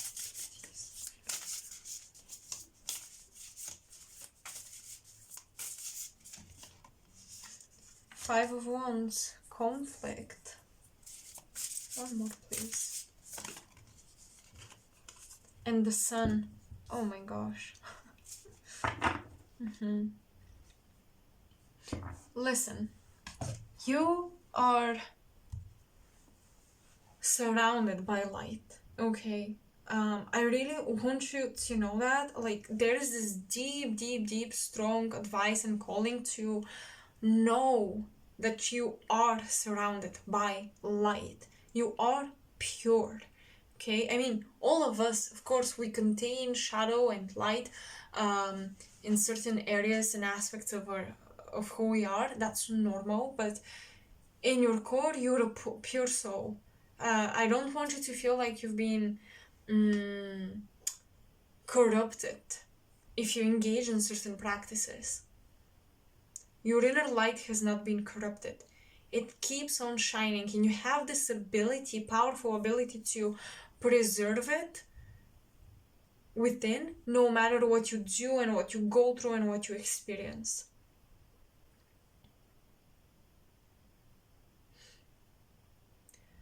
I feel like I'm going to go more in detail on this in the extended portion, but part of your spiritual journey will be you being in conflict with people and people making you question how much you embody your light, and you have to constantly prove to yourself and your spirit guides that I have faith, that I am light, so, and I have good intentions with what I do. You have to continuously validate or what's the word? Show your faith. Prove to yourself that you have faith, that you contain light. Prove it to others as well. You have to constantly remind yourself that you're light.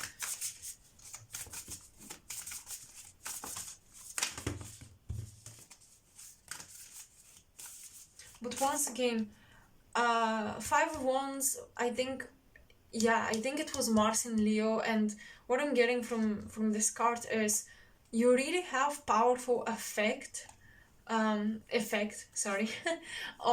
spirits. You really have this ability to order them or command them. Okay. Spirits either like you or respect you. I keep getting this message stronger and stronger. They like you or respect you even when you're ignorant. And however, being ignorant lets them roam around. They're hungry for energy, so they do things indirectly to you in your surroundings, but not directly to you because they cannot, because you're protected heavily. We're going to go in depth with Draco here because, yeah, I'm getting these galactic intels too.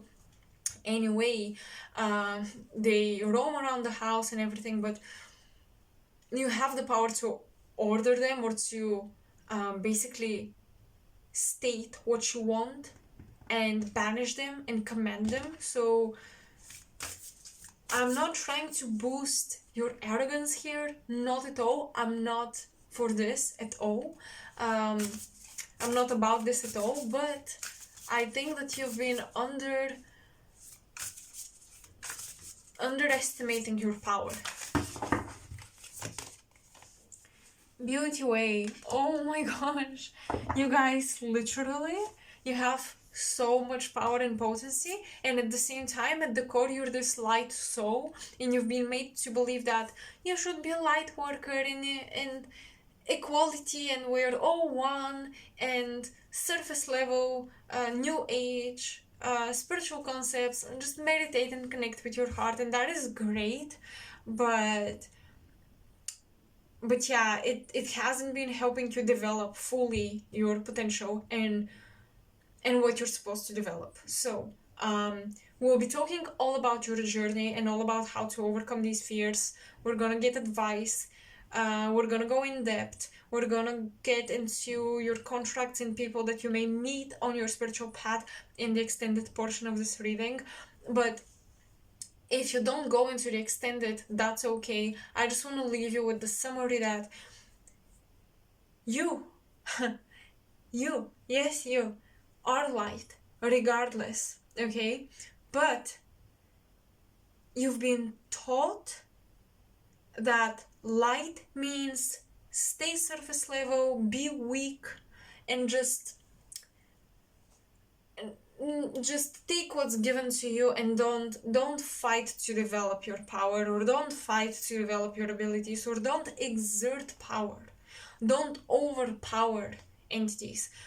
You've been diving into teachings that may evoke too much fear, and you've been starting to doubt your ability of protection, your ability of manifestation, your ability of connecting with spirits, your ability of controlling your soul, not your soul, but more so embodying your soul, being in control of your integrity and authority and authority. All of these things you've been questioning and doubting, and perhaps all of these doubts have made you feel like you need to have faith in a higher power, and having faith in a higher power is great, but you've been having faith in light and higher power simply because I think some of you have been afraid of not having your own abilities to protect yourselves, and I really don't want you to feel like it's up to some other authority to protect you and not you. So yeah, we have a lot to discuss, alright? File 2, but this is all I can give you as of now. So once again, let me summarize. Your witchy or witchcraft magical abilities are basically summoning, evoking, conjuring, commanding entities, connecting with them, and at the same time protection, healing from paranormal PTSD, healing other people from it, protecting people, protecting homes, protecting yourself. Your protection magic is very, very potent. So that's something you should definitely master. And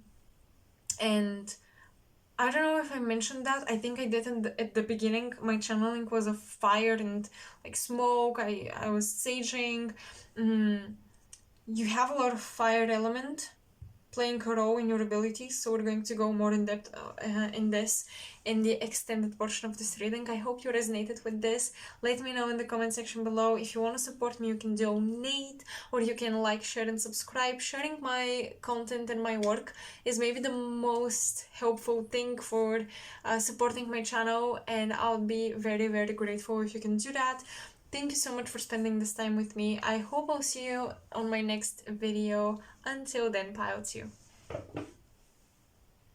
Hello, Pile 3. For those of you who chose the Radiant Wise Spirit Tarot or the Amethyst Crystal or simply Pile 3, welcome to your reading. So let's see what witchcraft abilities you're supposed to tap into, what is most accurate for you, what will flow most naturally. Yes, what will flow most naturally, and what are you advised? So when I was shuffling and just, preparing for your reading, I like to do this for each pile, I got visions of a crown made out of leaves. First I saw these green circles around a bigger circle, kind of looking like a crown, but then I realized those were leaves, and I was getting strong masculine energy in this green color. So I channeled Pan as the deity, so the Labyrinth of Pan, or the Green Man, you've probably heard of him, and I thought, we probably have very strong divine masculines watching this pile in particular. Of course, I'm not saying that this is just for the divine masculines, but you work very well with your divine masculine energy, you work very well with somehow masculine magic. There isn't a right way to describe this, I think, but if I had to put it into words, I would say divine masculine magic. And I was getting a lot of kundalini energy, a lot of control over your vital force and vital energy, a lot of control over your life force. The deity of Pan, or the Green Man, is deeply connected to... It's interesting because that's a male deity representing nature, but the thing is, he is kind of mischievous, he is very alluring, he is very seductive, and there is strong sexual energy there. So you see the impulse for procreation that is naturally masculine embodied by this deity. So you do connect with nature and all that, but you do it with the purpose or the intention to procreate, to multiply things, to give life to things. So your magic is about giving life. You could say that this is manifestation, but I think it's different than that. I feel like some of you guys have this magic to give life to events and circumstances that were not supposed to happen. And sometimes you would get deja vus, you would feel like you're in some sort of a time loop. It's almost like you create a little matrix or a little personal universe on the side of this bigger, grander universe we all live in. So that's very interesting. I think your magic, your strongest magical practice would be sexual magical practice, alright? Or really channeling and controlling, mastering. When I say control, I really mean mastery over your kundalini energy. So mastery is a little different than control, I believe, because it's about knowing when to let it flow and knowing when to control it a bit more, to direct it a bit more, while pure control can be one extreme on the spectrum, and I don't think it's absolute mastery. So yeah, your magic is setting intentions, procreation, giving life to things, and often giving life to timelines or things that were not supposed to happen. It doesn't mean that they're bad or good, you're just able to do that. Kind of to branch out, timelines, and even take people with you on those timelines. So I think powerful leadership abilities, powerful seductive abilities, but not like the feminine seduction where it's just magnetic and attractive. You take action to be alluring, meaning your action and the way you live and the way you do your practice, the way you put passion into it, that's what's attractive and that's what's magnetic. You don't just embody a state. Does that make sense? You don't just sit, meditate, and embody a state of being which becomes magnetic and attracts things to you, because that's the magnetic energy of the feminine principle. You go out there in the world, you take action, you create rituals. Yeah, I think that this is a great way to describe it. Ritual magic, ceremonial magic is the type of witchcraft or magic for you. So maybe unlike passive manifestation where you just write things down or you just visualize, you just do this, or you try to embody an emotion until you manifest events that bring this emotion to you. Law of attraction, law of assumption. For you, it's more about creating a ritual, a ceremony, taking objects, creating an atmosphere, being procreative with your magic.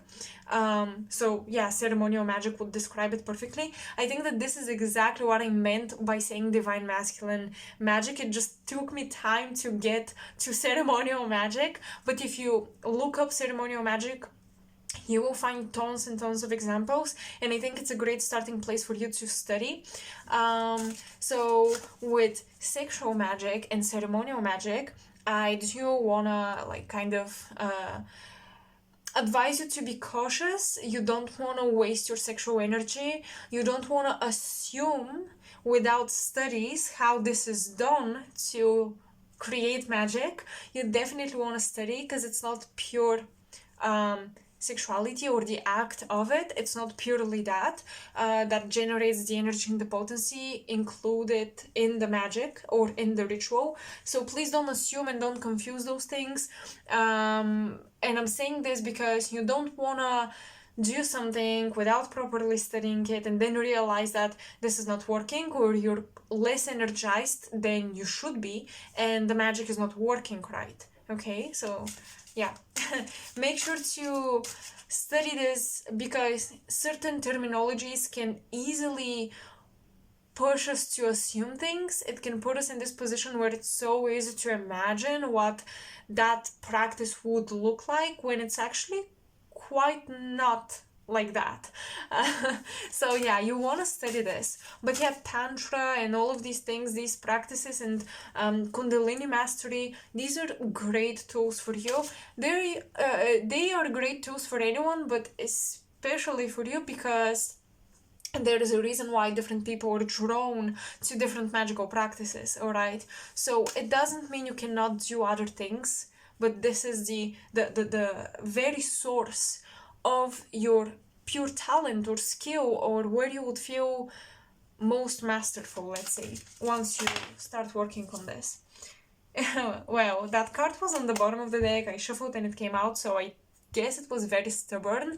So you do have very stubborn guides that maybe you've been avoiding, but it says patience.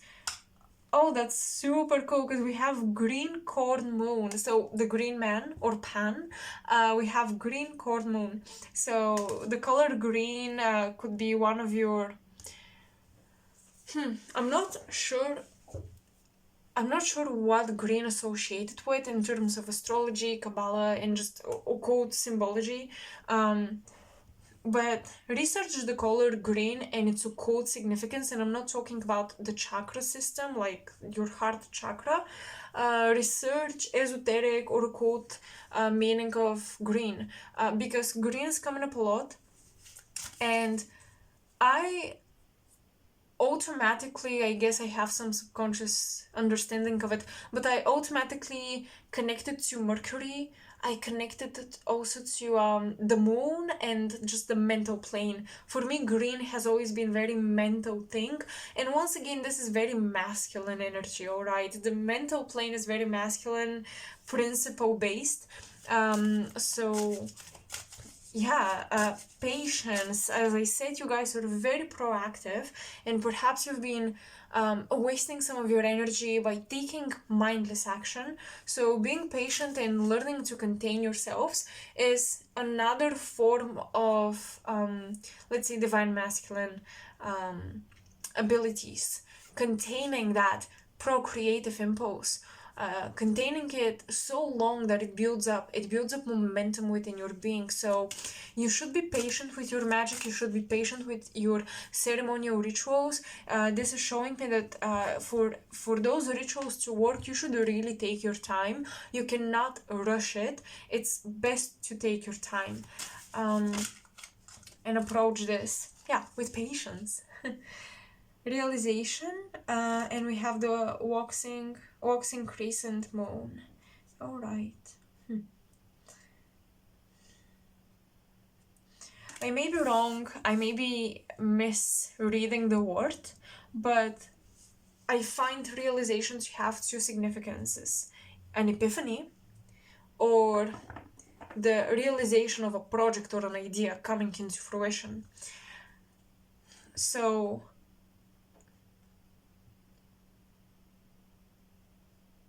I'm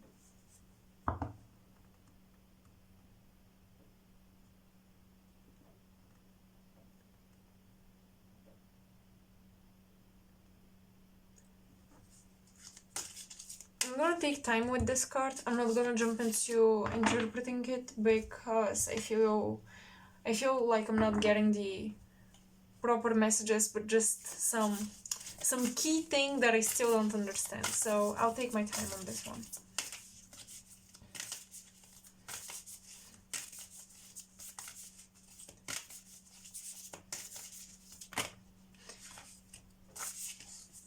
Okay, I'm getting a little warning here. You have number 3. Number 3 is very much about the student and the teacher dynamic.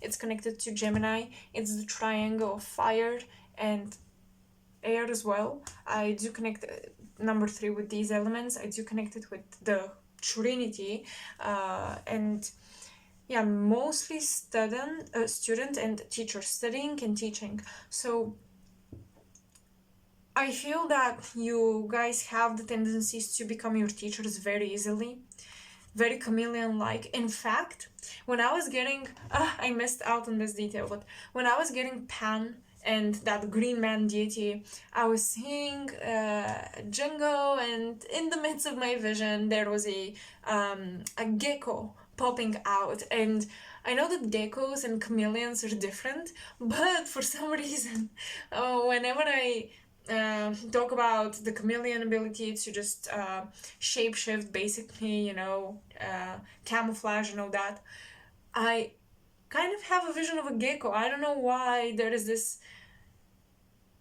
connection in my brain. But anyways, my point is, you have this shape-shifting ability, and you also have luck with shape-shifting. I mean, you do it right even when you do it unintentionally. You don't change your identity and then suddenly people are like, wait, you lied about that, or you're not usually like this, what's going on?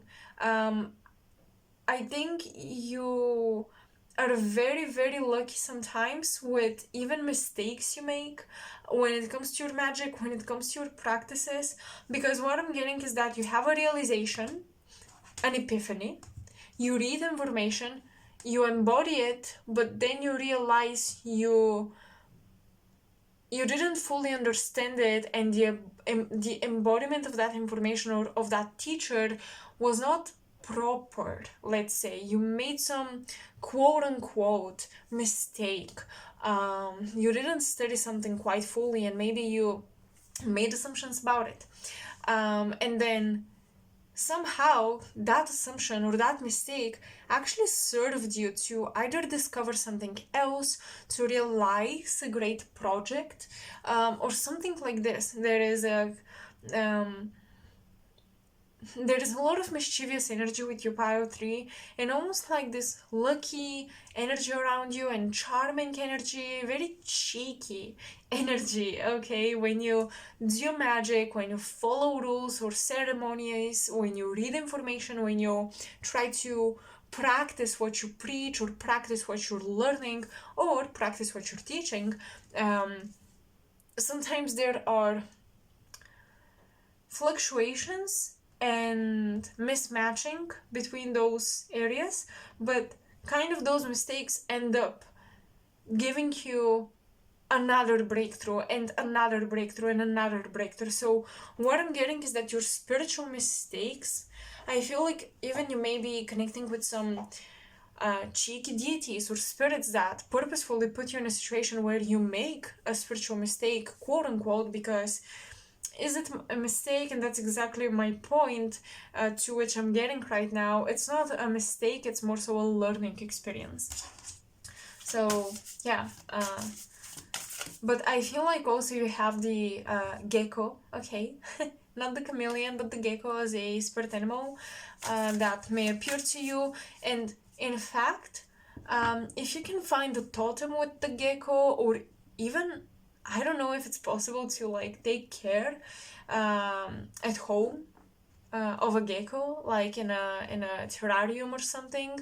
But I feel like that's your lucky charm and your spirit animal guide, and I even feel like it's an animal you can work with, whether spiritually and metaphorically or quite literally. You can work with that animal when you do your magic.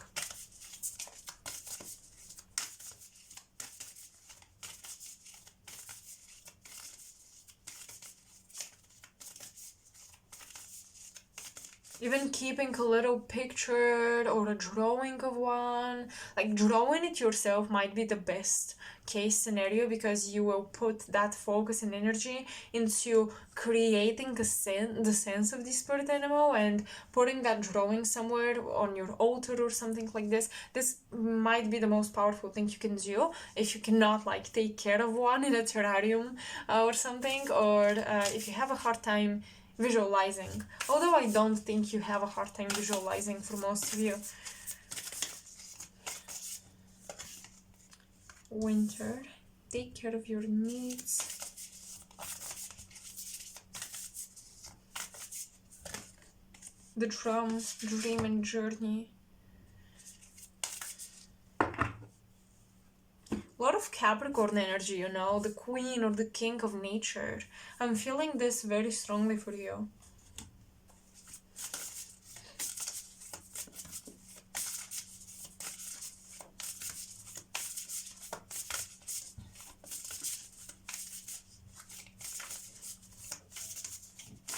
I feel like winter is your personal season. You may have a lot of astrological, planetary activations, meaning transits that conjunct your natal planets. If you were born in the winter, you may have, if you were born in the winter, you definitely have personal planets in those signs that are the winter signs.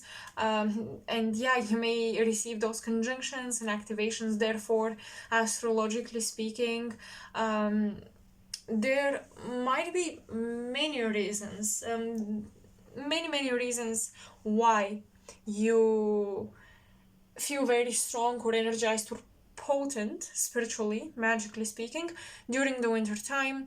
One could be astrology. You could think also of, your numerological charts,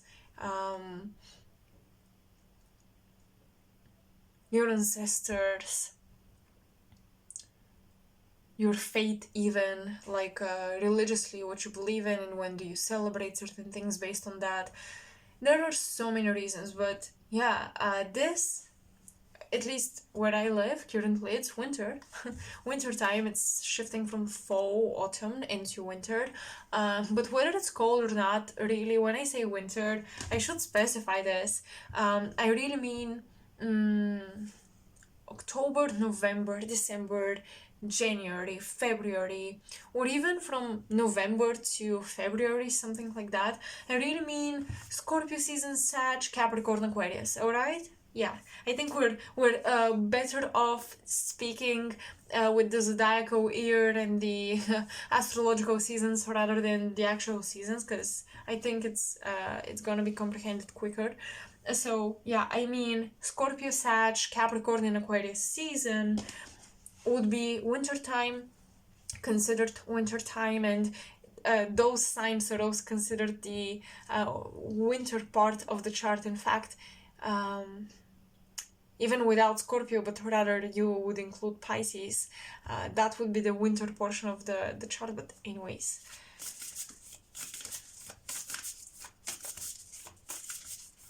because Scorpio is fall season, if I have to be precise.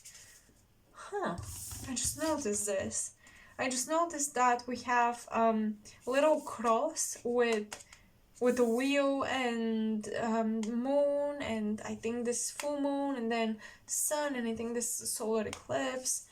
Something about eclipse magic, eclipse time, and perhaps specifically the eclipses during those zodiacal seasons. So yeah, Sagittarius, Capricorn, Aquarius, Pisces, and these are very potent time frames for you.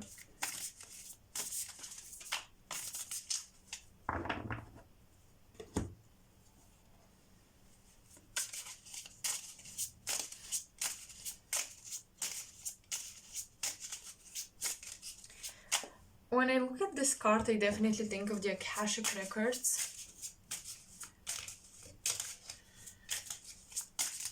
But I'm still not sure on that, so... Spirit.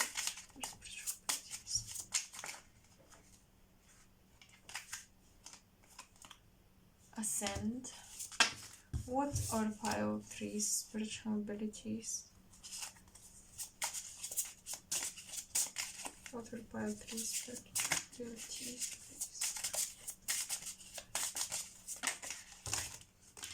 please? Alright. Too many cards. They can get me. We have Octons. Reflect.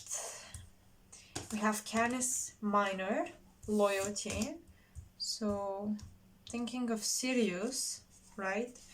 It's funny because when I was speaking on the green color and its symbology and how I associate it with the moon or Mercury, I do associate it with Sirius. So, yeah, that's a cool confirmation here. Some of you might have Syrian connections in terms of your origins, Cancer placements in the chart as well. Loyalty, reflection, and ascension. Center.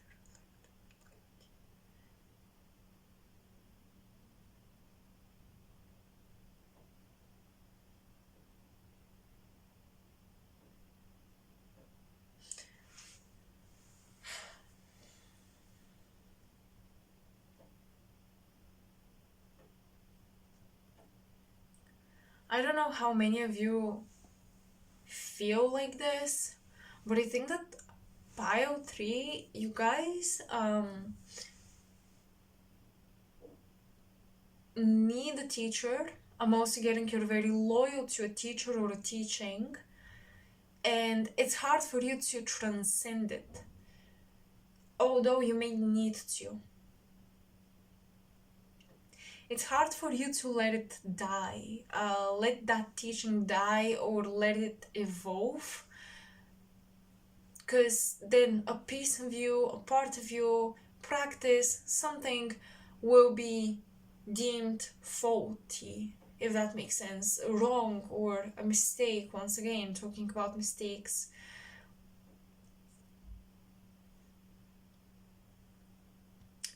The loyalty you have to some practice is creating a lot of inner conflict and opposition. You know one thing to be true, but then you practice another because you've invested so much time and energy into it.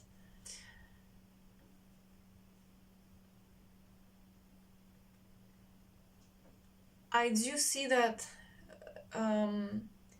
if you've been following teaching a particular aspect of esoterica or spirituality or magic especially, and you've been very loyal to it, you won't be wrong if you suspect you've had past lives studying the same stuff and teaching the same stuff. They feel comfortable and familiar to you, even if it took you time to get there.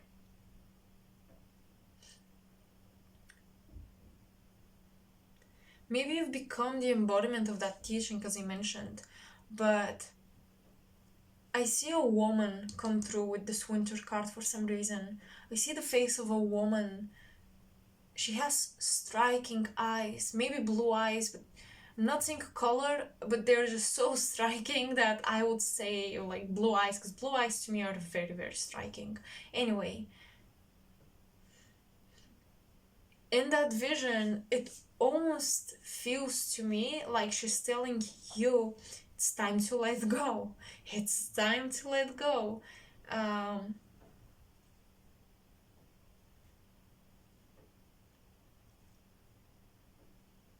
This could be an aspect of you, like it could be your past life's version, who you were incarnated as.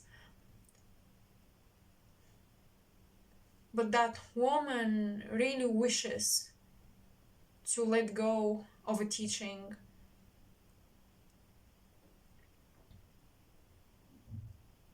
She didn't communicate the full truth. I feel like you guys are into something, but your teachers might be giving you false information and you personally have access to the records. So books are great. Studying teachers and all of these like fundamental occult rules, if you will, this is great. However, I think that you guys are into something that hasn't been taught properly, or the full truth has not been published, let's say.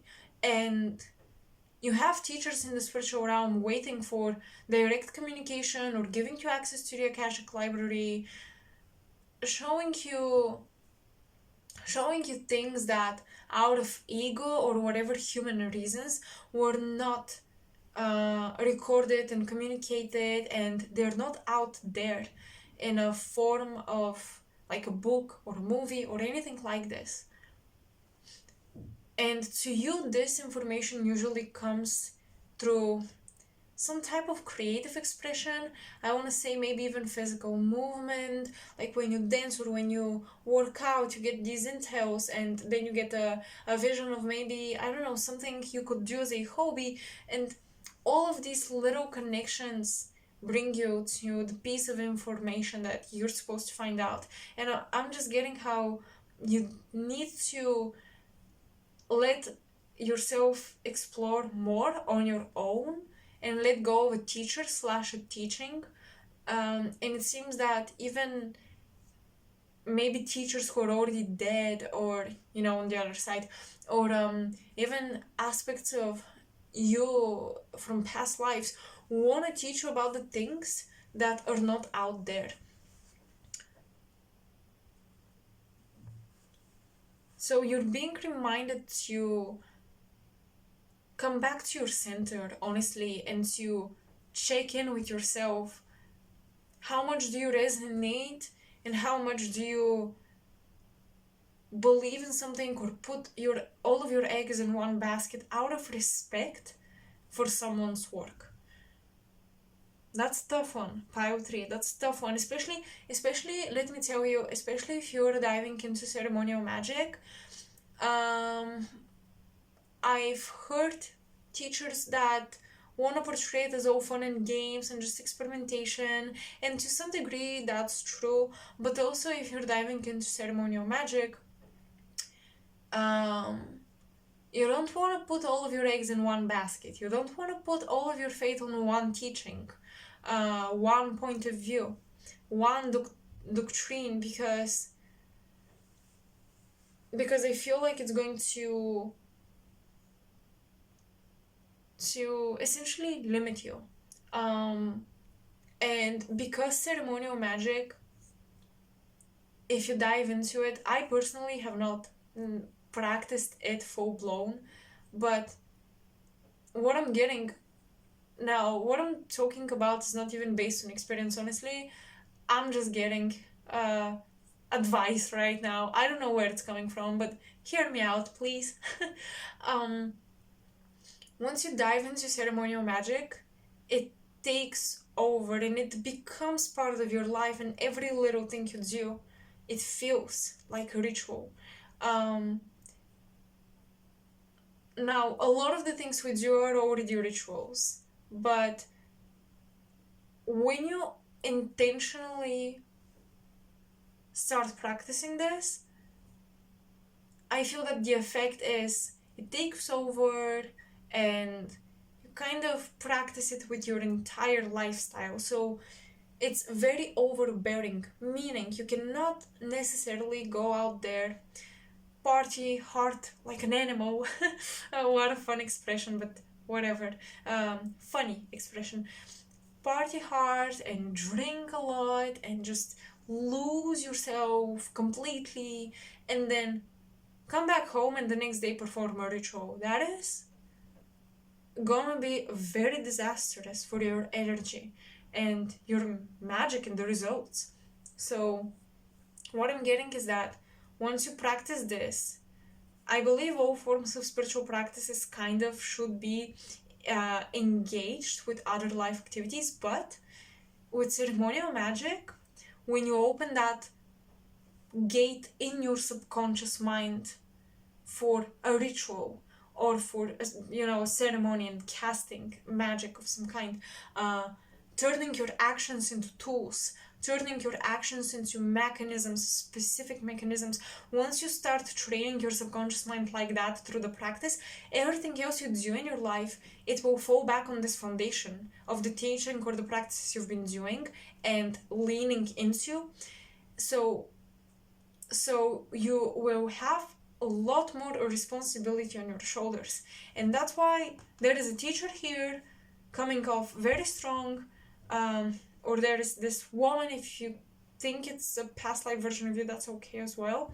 She just feels like a teacher, striking eyes, and she's like, let go. Because there is something, maybe it's a teaching that perhaps you're not ready for. That's why you have to be patient. You've been very proactive, divine masculine energy, but my vision of the deity Pan now makes a lot of sense because you've been alert yourself. You're not just alluring and able to practice these cheeky manifestations, and you're very lucky with it and naturally good with it, very chameleon-like, shape-shifting and all that. But you're also being attracted to people like this, and you're attracting more people like that. And there is this conflict where whose vortex is more powerful, whose timeline will be more dominant. So I feel like Pile 3, you guys are kind of putting yourself in situations where your magic versus somebody else's magic. And you have to be patient and slow down.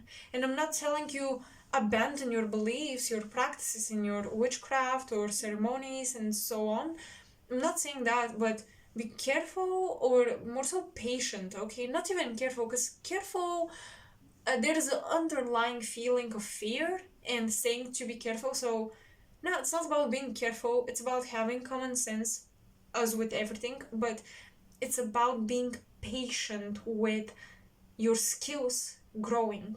That's, for some reason, it feels so important to say it. And it's about spending more high quality time in the Akashic records to do properly what you want to do, magically speaking, ritualistically speaking. Well, that's that. Let me see if there is anything else coming through, but while waiting for a different message or another message, I'm going to pull a tarot card, at least one, to close this reading, and we're going to move on to more deep details all about your journey into the extended portion. Oopsie.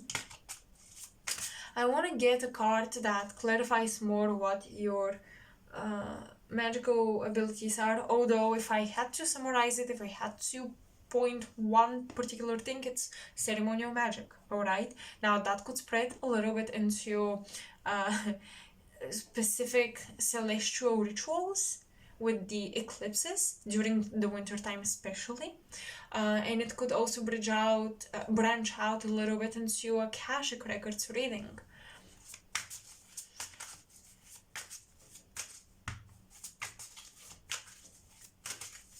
You know, oh my god, Dream and Journey, how did I not think of this?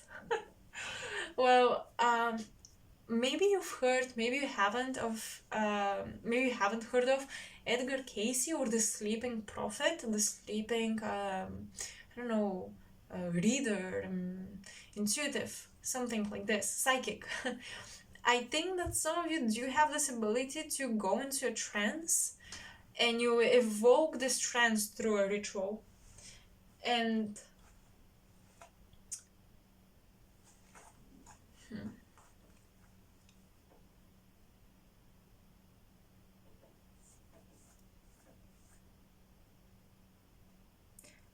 I'm getting a few things. Having a vision of, I feel like sage. Having a vision of sage. But in particular, African shamanism and what is being burned in terms of a herb or something that shamans use to burn to create smoke and stuff like that, to go into a trance. Something particularly about the continent of Africa. Maybe it's esoteric history, maybe it's esoteric origins. I personally have always connected Africa with Lyra and Sirius, but serious for the most part.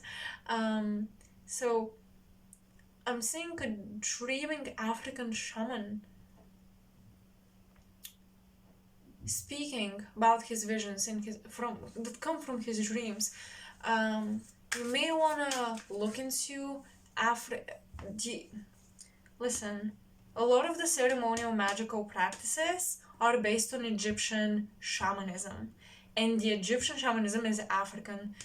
So you definitely want to get into the mythology of Egypt and the practices there more in depth, because when we talk about Egypt, we easily assume deities, and it's easy to stay on the surface level because everything about Egypt already feels like deeper knowledge, because it's one of the most famous ancient cultures, and in our modern culture as well, in literature and movies, Egypt is so popular and fancy, that it already feels like something deeper, it already feels esoteric. Simply looking at it on the surface level, just by, for example, looking at the art or the jewelry, you think of esoterica, you think of mystical, legendary ancient cultures. But Egypt has also like the mystery schools or the deeper layers to its mythology. So I highly recommend looking into Egyptian shamanism, because I feel like a lot of you, the origins of your spiritual interests and practices and what you're drawn to is Egyptian shamanism, and maybe not even popular. It's difficult to define what's surface level and what isn't, but maybe not popular, like the cult towards Isis or Hathor, for example, just an example, or even Sekhmet. Maybe dive into lesser known deities, and maybe dive into specific shamanic practices, and maybe the herbs Egyptians used. Some of this may come naturally to you, but I feel like it should be incorporated in your ceremonial magic practices. But yeah, once again, I hope this makes sense, but when you dive into ceremonial magic, everything already feels, deeper. And of course, it is deeper than surface level, average understanding of, oh, magic is woo, magic is crazy, inexplicable, we don't know what it is, maybe it's fake, maybe it isn't. when you dive into ceremonial magic and you start to understand it, of course you're already one layer deeper into it, but I feel like you should do a more proper research, maybe in fact go into the Akashic records yourself on Egyptian shamanism and African shamanism, and maybe the connections and the differences between it. Okay, so the differences between Egyptian mythology and African mythology, and maybe see how those reference one another and see how those are referenced in ceremonies. That's my advice that I'm getting here. Because yeah, I feel like you guys are diving into Western esoteric knowledge, but you're supposed to go East and South. East and South. We have the justice. Wow. Surely let go. Surely let go. There is a contract you have with the teacher. There is a contract you have with the whole community. I feel the whole esoteric or spiritual community. And it's time to let this go. Now, I think I can talk a bit more on this, but I'm going to end here and I'll continue in the extended portion of this reading. I hope, even if you don't go there, I hope that this was sufficient enough in terms of advice and clarification. Let me know in the comment section below if there is anything you're confused about. I'm very curious to hear if you resonated, and if you have questions or if you have a story to share, I would love to hear it. I love reading through the comments on my videos and just, I don't know, like getting to know what experiences my community is going through and having. It's just very educational for me as well. So Pile 3, thank you for spending so much time with me here. I really appreciate it. Make sure to like, share and subscribe, because that's the best way to support my channel. Of course, you can also donate. That's another form of support. But yeah, sharing my content is perhaps really the best way. So I would be very grateful for that. And I hope I'll see you on my next tarot reading on my channel. Bye.